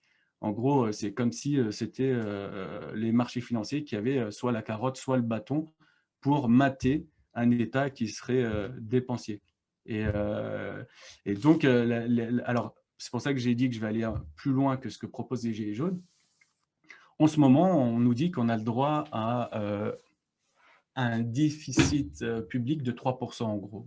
On l'a explosé cette année avec le Covid, en 2020, pardon. On tourne plutôt autour de 9%, entre 9 et 11%. Donc, qu'est-ce que ça veut dire 3%? Ça veut dire qu'on a le droit d'aller sur les marchés financiers et mendier 3% du PIB en dette. Et ce qu'il faudrait faire, c'est de changer les traités européens, ou sinon, si on ne peut pas, en sortir. Mais donc, changer les traités européens, ça va être très difficile. Pourquoi? Parce que si on fait ce que je vais proposer là, en gros, c'est une mutualisation entre États de la création monétaire, et ce que n'acceptera jamais les États du Nord, comme l'Allemagne, et la Finlande, les Pays-Bas, etc. Et donc, c'est quoi cette idée? C'est de dire, chaque année, on va sortir petit à petit, on va faire une dialyse monétaire, on va sortir de cette logique de monnaie-dette, d'être constamment dans la monnaie-dette, monnaie-dette, monnaie-dette, et on va créer une monnaie libre de dette. Et c'est quoi la monnaie libre de dette? C'est une monnaie qui est créée par la Banque centrale et qui ne fait face à aucune dette. Elle ne va pas l'injecter dans les marchés financiers en achetant de la dette, elle va la donner, elle va subventionner les États. Moi, je propose qu'elle subventionne les États, mais une économiste comme Jésabel Coupé-Soubeyran, qui est à la Sorbonne, elle propose que ça soit l'hélicoptère monnaie. Ça peut être un mix des deux. C'est en gros, on peut décider que cet argent, comme je le propose moi, aille à l'État pour qu'il soit dépensé de façon un peu keynésienne, mais limité, juste à 3%. Et si on fait ça, c'est incroyable, c'est qu'on résout un peu le problème de monnaie-dette, c'est que si chaque année on injecte dans l'économie 3% qui ne vont jamais mourir, contrairement à la monnaie-dette, qui vont être là ad vitam aeternam, ces 3%, et ben ça va faire 6%, 9%, etc. Bon, ça va être dilué, il va avoir un effet dilutif. Et peut-être, petit à petit, on va imposer aux banques qu'elles arrêtent d'appuyer sur le champignon du crédit immobilier pour justement permettre aux gens, aux nouvelles générations, d'accéder à l'immobilier. Mais si on fait ça, alors ça, on peut le faire de plusieurs façons. Si on fait ça, il y a un petit problème, c'est que si la monnaie ne meurt pas, les gens ont tendance à la thésauriser. Et ça, c'est un gros problème qu'on a connu au Moyen-Âge. Justement, par exemple, pourquoi les banquiers sont riches? Je donne toujours cette fable de La Fontaine avec le fossoyeur, et l'avare et le fossoyeur. C'est que pourquoi les banquiers sont forts? C'est justement parce qu'ils ont pu se rendre compte que l'or qu'ils avaient dans leur coffre était thésaurisé et que le stock ne bougeait jamais. Et donc, ils se sont dit, mais c'est horrible, ils ne pouvaient pas voir cet or ne jamais bouger et ne pas le prêter avec intérêt à des royaumes qui partaient en guerre ou dans des expositions. Donc, qu'est-ce qu'ils ont fait? Ils se sont mis à le travailler. Et alors, dans cette fable de La Fontaine, qu'est-ce qui se passe? Il y a un avare qui a mis son trésor sous terre, qui a enterré son trésor, son argent, son or. Mais un jour, il y a un fossoyeur qui le voyait aller faire des allers-retours autour de ce trésor. Et un jour, il lui a pris son or. Et le fossoyeur est arrivé et a vu ce trou et s'est mis à pleurer, à crier, à geindre. Et là, il y a ce que je vais appeler moi un économiste, parce que de La Fontaine ne l'appelait pas économiste à l'époque, et qui arrive et qui demande à l'avare pourquoi il pleure. Il dit, mais parce qu'on m'a volé mon or. Mais il lui demande, mais c'est bête, pourquoi tu l'as caché ici? Pourquoi tu l'as thésaurisé là, sous terre? Tu aurais dû le garder chez toi et le dépenser un peu tous les jours. Et là, l'avare lui dit, mais non, mais ça ne va pas. J'ai mis énormément de temps pour ramasser cet argent. Le but, ce n'est pas le dépenser, c'est justement de le cacher. Et là, l'économiste lui a dit, dans ce cas-là, que tu caches des pierres ou de l'or, c'est pareil. Tu peux mettre des pierres dans ton trésor et imagine-toi que c'est ton or, parce que ça ne changera rien. Et pourquoi cette fable est importante? Parce que c'est horrible pour la morale. C'est qu'en gros, le voleur, le fossoyeur, a été plus utile pour l'économie que le thésauriseur. C'est que la thésaurisation, là où l'usure accélère le temps, et accélère les mouvements, etc., et qu'avec cet effet exponentiel qui rend un peu fou tout le monde, la thésaurisation, justement, c'est un froid glacial pour l'économie. Alors, on peut donner une autre image. Moi, je donne toujours l'image de l'usure. Je dis c'est comme si c'est un organe, ou la finance, on peut l'appeler de nos jours, est un organe qu'on met dans le corps qui accélère la circulation du sang, jusqu'à ce qu'un jour ça pète, parce que l'accélération est de plus en plus rapide. La création monétaire est de plus en plus grande. Et l'usure, ça serait quoi? Ça serait la thésaurisation, pardon, ça serait quoi? Ça serait la coagulation du sang. Et même ça ne va pas. Et donc, en gros, je vais dire quelque chose d'horrible là, c'est que limite l'usure, même si ça génère des guerres et des conflits, c'est limite mieux que la thésaurisation. Et là, il y a un penseur, un génie, qui a été pris pour un fou, qui s'appelle Silvio, alors je ne sais pas si on dit Gesell ou Gesell, moi je l'appelle Gesell. C'est un économiste hétérodoxe allemand du début du XXe siècle qui vient avec cette idée et qui est pour moi l'antidote à la monnaie dette, l'antidote à l'usure. Il vient avec cette idée de monnaie fondante. Et c'est quoi cette monnaie fondante? C'est de dire la monnaie, ceux qui ont de l'argent sont forts parce que leur outil de travail est impérissable. Là où l'agriculteur doit à tout prix se débarrasser de ses tomates, sinon elles vont pourrir, celui qui a de l'argent a le temps avec lui et peut le prêter et est plus fort que l'agriculteur. Et c'est pour ça que celui qui mène ce monde, ce n'est pas celui qui nous nourrit, mais c'est celui qui fait des écritures comptables. Pourquoi? Parce que justement, ils sont forts de cette historique où l'or était inoxydable. Donc l'idée, c'est d'oxyder, de faire oxyder la monnaie, de la rendre fondante. Et comment on la rend fondante? L'exemple que je donne, c'est comme si vous avez 100 € sur un compte et que tous les jours de la semaine, du lundi au vendredi, on prend 1 centime. Donc, c'est rien. C'est 1 centime. Et à la fin de l'année, ça fait 2,60 €. Mais pour faire ça, les gens vont se plaindre, vont se dire, mais comment ça se fait? Nous, on est déjà pénalisés par l'inflation, les épargnants. Si en plus, on doit payer en taxes 2,60 € qui vont repartir à l'État et donc à l'action sociale, on se fait taxer 2 fois. Une fois par l'inflation et une fois par cette monnaie fondante. Alors, cette monnaie fondante ne peut exister que si la monnaie est en quantité limitée et sa création est limitée aussi. C'est les 3% dont j'ai parlé tout à l'heure, 3% de la création monétaire, de la masse monétaire qui est donnée à l'État chaque année par une subvention, que ce soit la Banque de France ou la BCE. Et si on fait ça, en fait, si la monnaie est limitée, ça, c'est un comportement qui est en phase avec l'écologie. Parce qu'on ne peut pas parler d'écologie si on a une monnaie qui repose sur le crédit. Et c'est quoi le crédit? Un crédit, quand il est remboursé, il est annulé. Et on doit créer plus de crédit pour être en croissance et pour payer les intérêts. Et donc, la monnaie crédit, la monnaie dette, elle impose justement qu'il y ait une croissance infinie. Et quand il n'y a pas de croissance infinie, eh ben, c'est le cataclysme. Et donc, il faut être, pour synthétiser un peu tout ce que j'ai raconté, il faudrait une monnaie qui croît de 3% par an grâce à cette création monétaire, une subvention donnée à l'État, ce qui est énorme. Hein. À notre niveau, c'est 80 milliards d'euros. C'est en gros un tiers des recettes de l'État de 2020 et un quart d'une année normale. Donc, premièrement, cette monnaie quasi finie, avec cette création monétaire qui subventionne l'État. Deuxièmement, une monnaie fondante qui rapporte 2,6%, ça fait à peu près 50 milliards. Mais bien sûr, elle ne commence pas au premier centime, elle commence après un coussin de sécurité qu'on peut placer à 10 000 euros par exemple. C'est-à-dire que les ménages, cette taxe, en fait, elle ne vise pas les ménages qui ont 20 000 euros parce qu'ils ne paieront que 250 euros par an.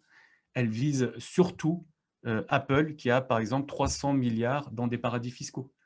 Mais comme la taxe est sur la monnaie elle-même, peu importe que l'argent soit en France ou dans les paradis fiscaux, la monnaie sera quand même taxée. Et donc, quelqu'un comme Apple paierait 8 milliards d'euros par an. Ça, c'est le deuxième point, c'est cette histoire de monnaie fondante. Et donc, grâce à cette monnaie qui ne croît pas beaucoup, en fait, on ne va pas avoir énormément d'inflation. Donc, comment on appelle ça, les épargnants ne seront pas lésés deux fois, par cette taxe et par l'inflation. Et enfin, pour rééquilibrer le tout, en fait, ce qu'il faudrait, c'est comprendre à quel moment l'impôt sur le revenu, alors je ne parle pas le revenu sur le capital, qui est lui complètement légitime, je parle l'impôt sur le revenu du travail. À quel moment il a été introduit? Et ça rapporte à peu près, l'impôt sur le revenu, ça rapporte 70 milliards, donc 40 milliards à peu près sur le travail. À quel moment ça a été introduit, l'impôt sur le revenu? C'est à deux moments historiques. Le premier, c'est en 1912, c'est à la création de la Fed, quand les familles ont créé la Fed, justement, parce que ça s'appelle Fed, mais au départ, c'était une banque privée avec des milliardaires new-yorkais, des familles bien connues new-yorkaises, qui sont arrivés et qui ont créé, justement, sur l'île de Jekyll, cette Fed. Quand ils ont proposé cette idée au président, je crois que c'est Wilson à l'époque, il leur a dit, mais comment je vais pouvoir pour payer les intérêts, le pays, on n'a pas assez d'argent pour payer les intérêts. Et c'est à ce moment-là, en janvier 1913, un mois après la création de la Fed, que l'impôt sur le revenu a été institué aux États-Unis. Et en France, c'est quasiment la même chose. Alors c'est Caillot, Joseph Caillot, en 1913 ou 14, juste pour financer la dette, les intérêts de la dette, qui a mis en place aussi cet impôt sur le revenu du travail. Et l'idée, en gros, c'est de ne pas pénaliser les petits gens en les taxant justement sur la monnaie, c'est de dire, face à cette taxe qui est récupérée et donnée aux plus démunis, nous pouvons arrêter de taxer la sueur. On va taxer que le capital. Et voilà, ça c'est une solution possible. Et si on fait ça, je vais terminer juste par cette phrase. J'ai perdu l'idée, mais avec cette taxe, je l'ai oublié, mais ça va me revenir. Parce que l'idée, c'était un peu de rééquilibrer justement entre cette idée de dire est-ce qu'on taxe les riches sans faire de différence entre les richesses, ou c'est même le capital, ou est-ce qu'on essaie de rééquilibrer et de voir qu'est-ce qui est utile, qu'est-ce qui est productif, qu'est-ce qui sert à la société, et qu'est-ce qui est justement parasitaire, qui est juste un capital, comme on vient de le voir. Là, il y a eu 50 milliards de dividendes qui ont été distribués en 2020, qui vont être distribués en 2021 pour 2020. Et à partir je ne parle pas des petits actionnaires, etc., des petits porteurs, mais aujourd'hui, quasiment tous les fonds et toutes les banques possèdent des actions. Elles ne les payent pas rubis sur ongle, elles les payent via justement du crédit, c'est-à-dire qu'elles empruntent à 0%, elles achètent des actions, et en face de ça, elles touchent 3% de dividendes. Et donc, l'idée, c'est de dire, c'est cela qu'on veut taxer et non pas la sueur des gens. Voilà. Écoute, bravo. Bravo pour tout cet exposé. Hein. Mais ça génère énormément de questions, je pense. Hein. Donc, maintenant, il faut qu'on ouvre le débat, qu'on voit. Il y a déjà des questions, je pense, sur ta 4e partie, nombreuses. Hein. Moi, j'en ai déjà une. C'est est-ce que tu as dit cette solution, elle a très peu de chances d'être adoptée par les pays du nord de l'Europe. On peut la proposer à l'Europe, mais sinon, il faut sortir des traités. Est-ce qu'une solution purement française à supposer que, par exemple, en 2022, je rêve hein, là complètement, on ait un président qui soit parfaitement conscient de tout ça, qui applique une politique mûrement réfléchie, avec une stratégie impeccable, etc. Est-ce que c'est possible de développer une telle politique sur le plan monétaire au niveau d'un pays comme la France, ou bien au niveau de 2-3 pays, en prenant des pays méditerranéens, par exemple? Alors attends, Anis, j'ai 2 questions qui prolongent un petit peu celle-ci, en tout cas qui te permettront de répondre peut-être plus. La première, c'est par rapport à ce qui est quand même en train de se passer au niveau européen, où il y a une certaine mutualisation de la monnaie. Voilà, ben justement, c'est un peu la réponse. Voilà. Et pour moi, alors, je ne vais pas développer parce que ça serait trop long, mais pour moi, ce n'est pas Macron qui a convaincu Merkel, c'est la Cour constitutionnelle de Karlsruhe qui a, déclarant que les quantitative easing qu'avait mis en place la BCE étaient illégales du point de vue des traités, a obligé la mère Merkel à y répondre politiquement. Je t'enverrai un texte que j'ai fait là-dessus et on pourra en rediscuter plus longuement. Mais est-ce que ce n'est pas déjà le début de ce que tu préconises d'une certaine façon? Et la deuxième question qui nous ramène au micro, c'est que est-ce que certaines monnaies locales ne sont pas des monnaies fondantes? Ben, si. Puisque souvent, effectivement, si tu la gardes trop longtemps, tu perds 2%, en général 1 à 2% du montant que tu as investi au départ. Et donc, pour justement obliger les gens à acheter localement et à faire circuler cette monnaie locale. Alors, d'après ce que j'ai compris… Attends, avant que tu répondes, c'est exactement la question, ou plutôt l'affirmation de Laurent Martin, qui dit les monnaies locales sont fondantes en général, hein, et l'inflation fait aussi que la monnaie est fondante, dit-il. Et ouais. Il y a aussi la question de Odile Merkling sur le chat. La création monétaire sert aujourd'hui principalement à développer la spéculation. Oui. Y aura-t-il forcément un jour éclatement de la bulle spéculative? Là, je crois que tu as déjà commencé. Voilà. Il y a beaucoup de questions, mais alors, déjà, pourquoi les pays du Nord n'accepteraient pas? Alors, c'est parce qu'en fait, c'est dilutif. C'est-à-dire que l'Allemagne, Merkel, qui doit être très bien conseillée par des financiers, peut-être des ex-traders, vont lui dire, mais si on va créer tous de l'argent et qu'on va subventionner les États, ça va diluer la masse monétaire. Et en gros, même si on respecte les poids de chaque économie dans l'Europe, en gros, l'avantage qu'on a à emprunter à moins 0,8% par rapport à des Italiens qui empruntent autour de 1,6%, ce spread de crédit, cet écart de crédit, on va le perdre. Et c'est un peu injuste parce que nous, alors ça, je parle comme un néolibéral, nous avons des budgets très austères, nous sommes très rigoureux, nous ne sommes pas des cigales, etc. Nous sommes des fourmis. Et pourquoi on devrait payer pour les Italiens, pour les Grecs, pour les Portugais? Voilà pourquoi ils n'accepteraient pas, parce que c'est une sorte de mutualisation. Et si on veut regarder un peu plus d'un point de vue chimique, c'est dilutif. Donc, on dilue, entre parenthèses, la valeur de l'euro en transférant le travail des Allemands vers ceux des pays du Sud. Mais ça, je parle comme un néolibéral, je me mets de leur côté à eux. Et le problème, c'est que si on fait une Europe des nations sans qu'il y ait justement de la mutualisation de la monnaie, parce que la monnaie n'est rien d'autre qu'un lien social, ben, en fait, on n'a rien fait.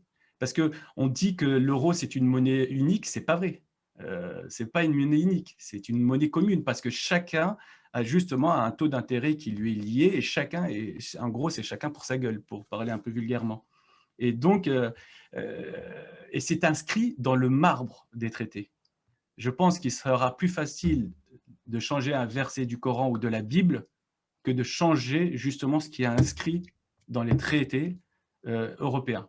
Et donc, cette idée dont je parle et qui est à peu près, qui tient à peu près la route, ne peut pas tenir au sein de l'Europe actuelle, où je n'ai même pas envie de dire l'Europe, parce que pour moi, l'Union européenne, c'est une Europe qui a été construite sur les marchés d'abord, et ensuite sur les marchés financiers et sur les banques. Donc, c'est une Europe des banques et des marchés et des multinationales, et non pas une banque des peuples. Donc, il n'y a aucune chance que ça passe. Et si le problème, s'il y a quelqu'un qui arrive en 2022, soit il est obligé de faire un bras de fer pour prouver aux Français que ce n'est pas possible, ou soit il doit en sortir violemment et via un Frexit. Et dans ce cas-là, on pourrait justement avoir des remous au départ. Il y a Jacques Sapir, il n'y a même pas une journée, qui a fait une petite étude et qui expliquait que si l'euro périclitait et qu'on crée l'euro-franc, ou le franc tout court, quand on revenait au franc nouveau, le franc se dévaluerait de 30% par rapport au Deutsche Mark. Et la lire italienne quasiment de 40%. Et pour revenir un peu à ce que tu as dit, Jean-Claude, alors ça, c'est une constante, et surtout chez les Allemands, et encore plus parce qu'ils ont une conception de la finance plus forte que les Français. On l'a vu avec les Grecs, ils n'ont pas lâché du lest. Ils les ont, entre parenthèses, quasiment violés. Et ils ont récupéré 6 milliards sur le dos, en intérêt sur le dos des Grecs, en leur prêtant de l'argent via un pot commun européen. Mais si les Allemands lâchent du lest, si les pays du Nord lâchent du lest, c'est justement parce que ceux qui achètent des voitures allemandes et du Siemens sont les Français, sont les Italiens, sont les Espagnols. Et en gros, à chaque fois qu'un créancier lâche du lest, c'est pour laisser respirer justement celui qui lui est, entre parenthèses, soumis économiquement ou politiquement. Et donc, ils ne le font pas par plaisir. Et quant à alors ça, c'est une phrase que j'entends souvent, c'est vrai, l'inflation est une fonte de la monnaie. C'est-à-dire que vous voyez 100 € constamment, c'est ce que je dis un peu à ma femme qui a thésaurisé de l'argent, et j'ai réussi que cette année, au bout de 10 ans, à lui faire dépenser son argent.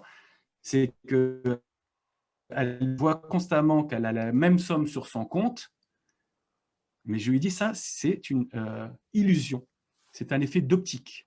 C'est que toi, tu vois tout le temps que, par exemple, tu as un billet de 100 €, mais constamment, ce billet est grignoté par l'inflation.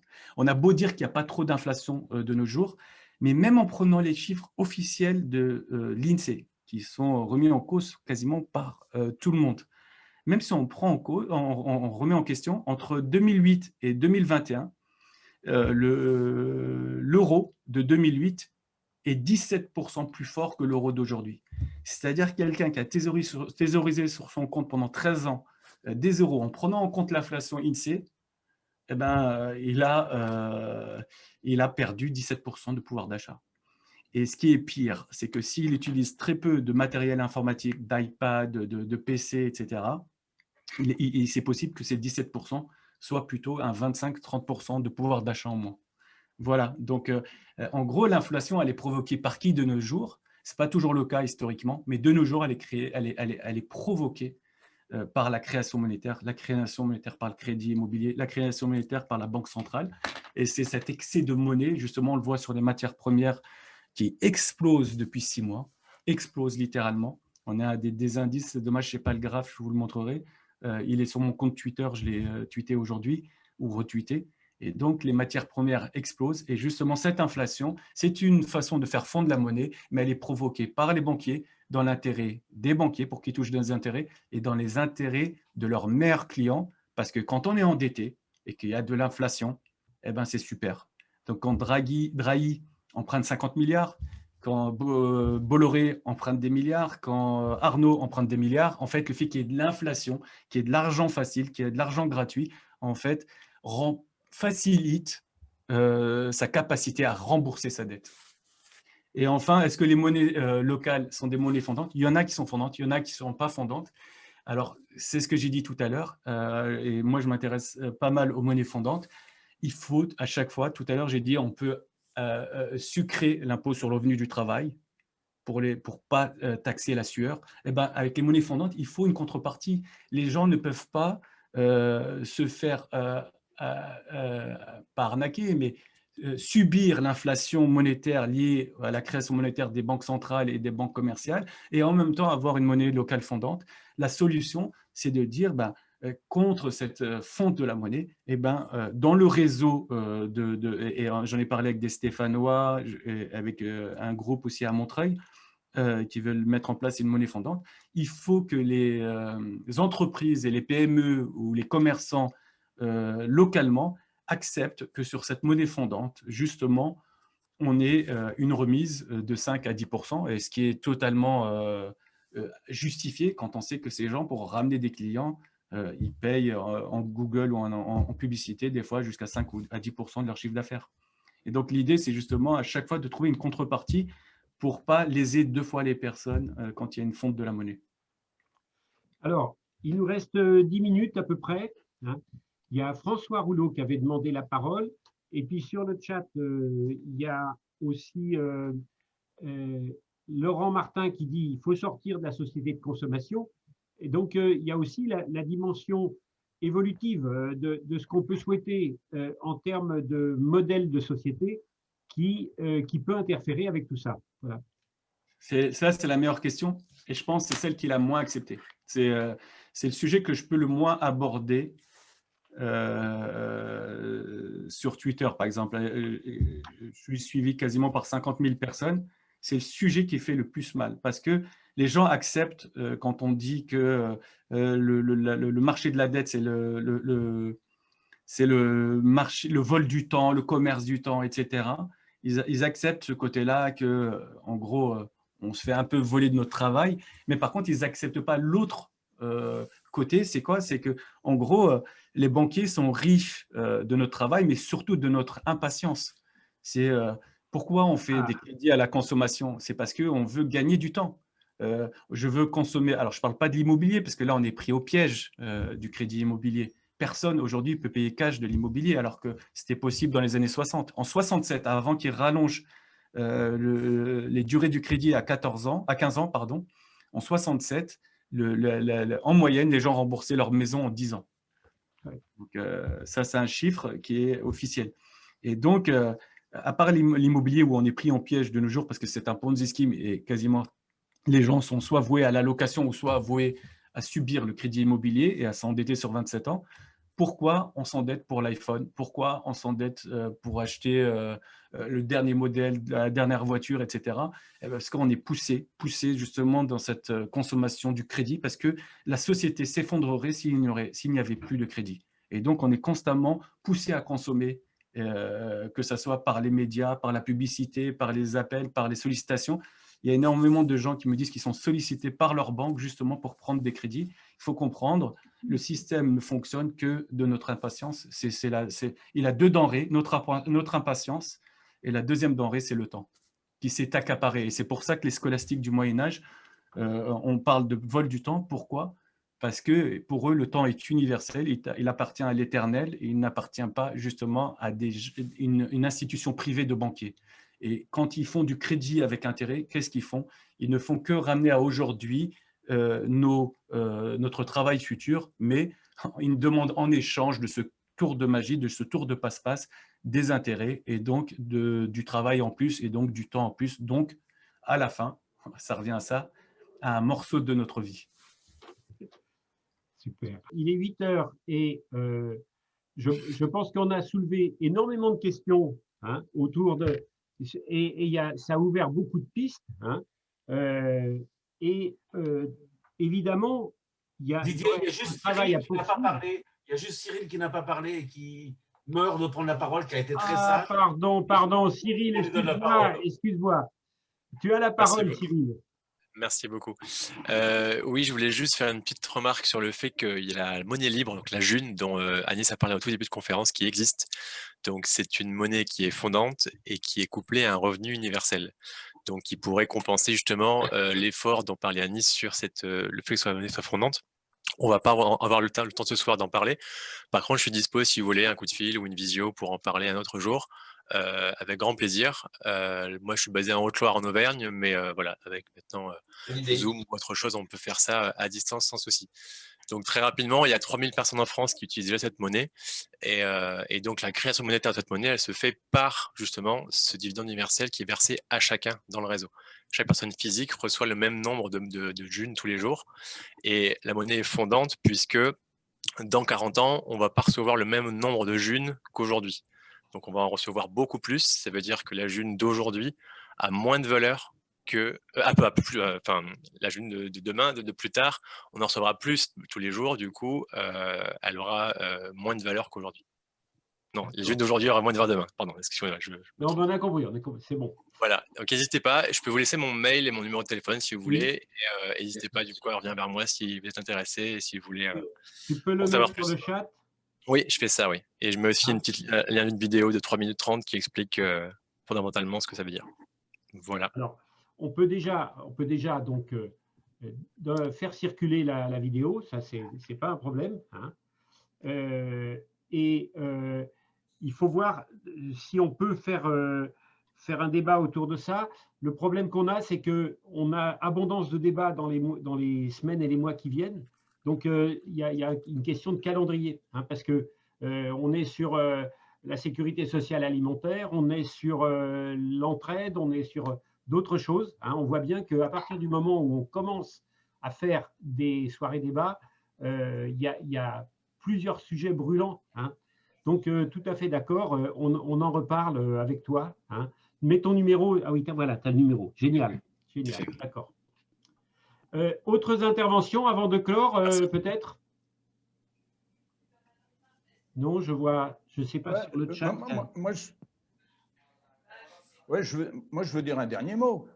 Déjà, changer de cap entend amadouer les traités européens, ne veut pas s'en séparer. Donc, partant de là, vous continuerez de tourner en rond. Hein. Voilà. Bon, écoute, voilà, hein, c'est tout. Ça suffit parce que allez, ça suffit, bye bye. Hein, ça suffit parce qu'on a dit le contraire et tu n'entends pas. Alors, comment faire pour discuter, hein? Et puis en plus, changer de cap comprend des gens qui veulent changer de société, mais aussi différents que ce qu'on a entendu très peu de moi, mais de Didier, d'Anis et de Jean-Claude. Donc, on est très différents, mais on a envie de débattre ensemble. Oui, mais voilà. Vous pouvez débattre pendant 100 ans. Si vous voulez changer les traités européens, vous ne changerez rien du tout. Voilà. Bon, allez, au revoir. Salut. Bon, on va arrêter là, mais on va voir comment on peut poursuivre, parce qu'il y a quand même à poursuivre un peu sur des questions tout à fait essentielles, parce que pour aller vers la bifurcation, comme on dit aujourd'hui, écologique, on n'ira pas si on ne règle pas le problème de la monnaie. C'est impossible. Ça, c'est une bonne conclusion, je pense. Elles sont intimement liées. Et justement, j'ai des discussions avec Alain Grandjean, Isabelle Coupé-Soubéran, Nicolas Dufresne de l'Institut Rousseau. Et c'est incroyable parce que, en fait, même eux en sont intimement convaincus, mais malheureusement, ils ne sont pas libres publiquement d'en parler aussi ouvertement parce que… Oui, mais nous, on est libre d'en parler, on peut développer un certain nombre d'idées et être plus articulé que simplement en voyant tout balader, quoi. Ça me paraît pas la bonne solution. Je suis d'accord. Très bien. Bon, je crois qu'il faut qu'on s'arrête. Hein. Merci beaucoup de cette… on a appris beaucoup de choses. C'était très intéressant, oui. Beaucoup de questions. Merci Anis.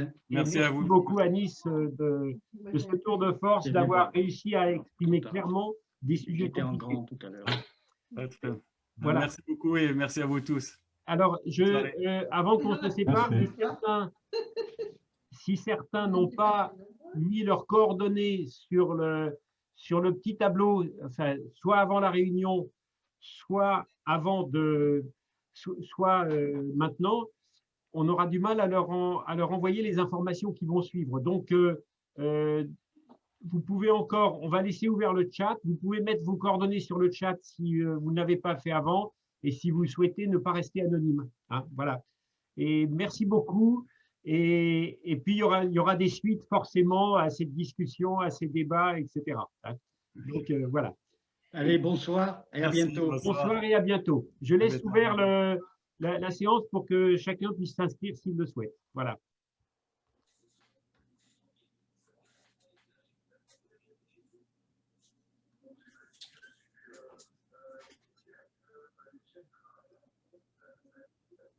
Oui.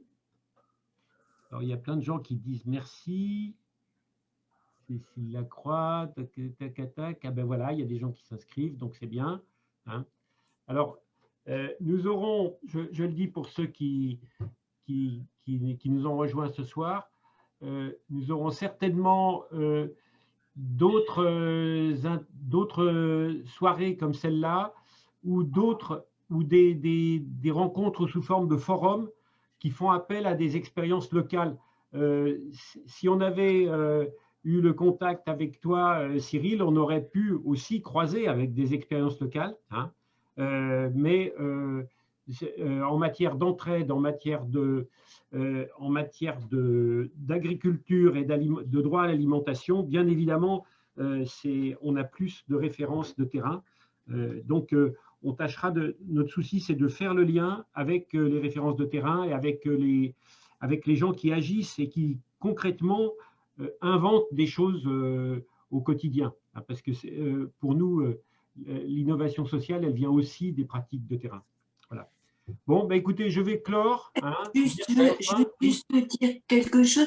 Est-ce qu'on ne peut pas demander à Cyril de faire un petit exposé sur la June et qu'on mette dans le site? Comme ça, tout le monde voudrait bien savoir de quoi. Alors, on pourrait au moins, est-ce qu'on pourrait faire une interview un peu plus longue, Cyril? Bien sûr, pas de souci. Voilà, on va voir. Hein, on en reparle en réunion d'équipe et on revient vers toi. Hein. D'accord, très bien. Super. Alors, bonne soirée. Allez, bonne soirée. Bonsoir tout le monde.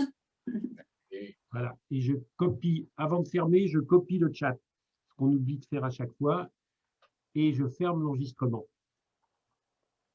J'ai aussi répondu au sondage pour l'inscription. Normalement, il y a mes coordonnées aussi qui sont. Ah, d'accord, super, super. Merci Bonne beaucoup. Soirée, au revoir. Au revoir. Impeccable. Alors, comment je ferme l'enregistrement?